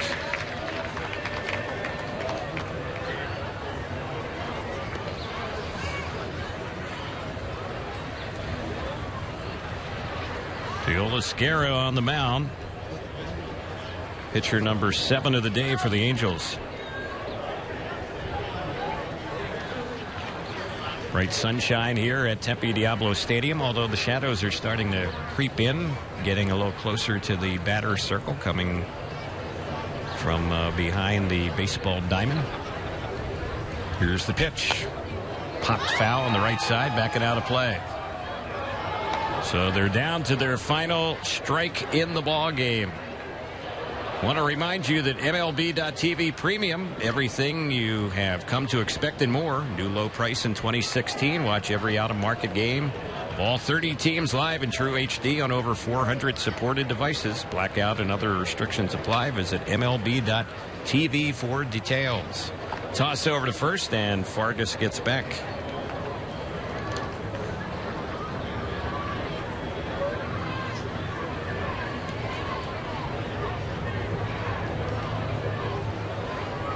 No balls, 2 strikes the count. Ryder Jones would be up if the game stays alive. The pitch, that one is waved at and missed, and that's how the ball game wins. Struck him out as Guerra sits down 3 of the 4 he faces here in a scoreless 9th inning. So the Angels come away with the victory today. They beat the Giants split squad by the final score of 9-5. And the Angels Cactus League record, it's a little bit better now. 5-6-1 are the Angels. The Giants entered today with a record of 5-6, and besides this ball game, they have the other game that they have been playing against the Arizona Diamondbacks. Good day for the Angels. A lot of offense, 9 runs and 15 hits, and one of those hits left the ballpark. Albert Pujols' first home run of the spring. That came way back in inning number 1. Pitching wise today, pretty good job by just about all the Angel relievers here this afternoon as the Angels come away with the victory. Jose Mota is standing by over in foul territory on the first base side, and he will visit with Angels bench coach Dino Ebel. Thanks, Terry. Well, Dino, as years go by, here comes another spring training. How has it gone for you? So far, everything's been good, Jose. The guys are working hard, and, we're getting our work in, the pitching side, defense side, hitting. And as you saw today, we put it together. It was a nice day for us. putting it all together was also new general manager Billy Epler. What has he brought that you have had to implement in your routines here in camp? Oh, it's been outstanding. He's in our meetings every morning, and he's putting in stuff. The analytical side of it is great, and we're putting together stuff on the defensive side, the shiftings, the triangles, and the offense that he brought here in the off season. Guys that get on base, they put the ball in play, some speed. So you're going to start to see a little bit of Angel baseball back into what we used to do here. You play a big role in how the lineup suits up, okay? So in how matchups come up later in the game. How important is it that you identify something here that you think is going to work later in the season? Oh, yeah, that's very important. The guys, in a season, we're probably going to have 4 guys on the bench, with a catcher, infielder, outfielder, and that one bat that you feel that is thread off, the bench. So we do look at that here. We're trying to build that core during spring training, and when it comes down to the end, we'll have that answer. A lot of communication. How happy are you to have Ron Renicky back? Oh, it's been awesome. Talking baseball again, and Buddy Black, and that's in those meetings in the morning. It's all it is. It's talking baseball, trying to get better, and putting it out here on the field. Thanks a lot, and best of those little ones, because I know they can swing it. Yeah, thank you. They're going to be here Thursday, so I'm looking forward for them. Thanks, Dino Evil. Terry, why don't you and I catch up a little bit later, amigo? All right, Jose, we'll try and rendezvous somewhere in the Southeast Valley later on tonight to have some dinner together. Well, here today, a solid day for the Angels. You heard Dino Evil and Jose talk about that. Angels beating the Giants split squad by the final score of 9-5. For those of you watching on TV, Jose, along with Alex Curry, will have a lot more post-game analysis on Angels Live. And on the radio side, we'll have more for you from Tempe as well. This is the Angels Baseball Radio Network and Fox Sports West.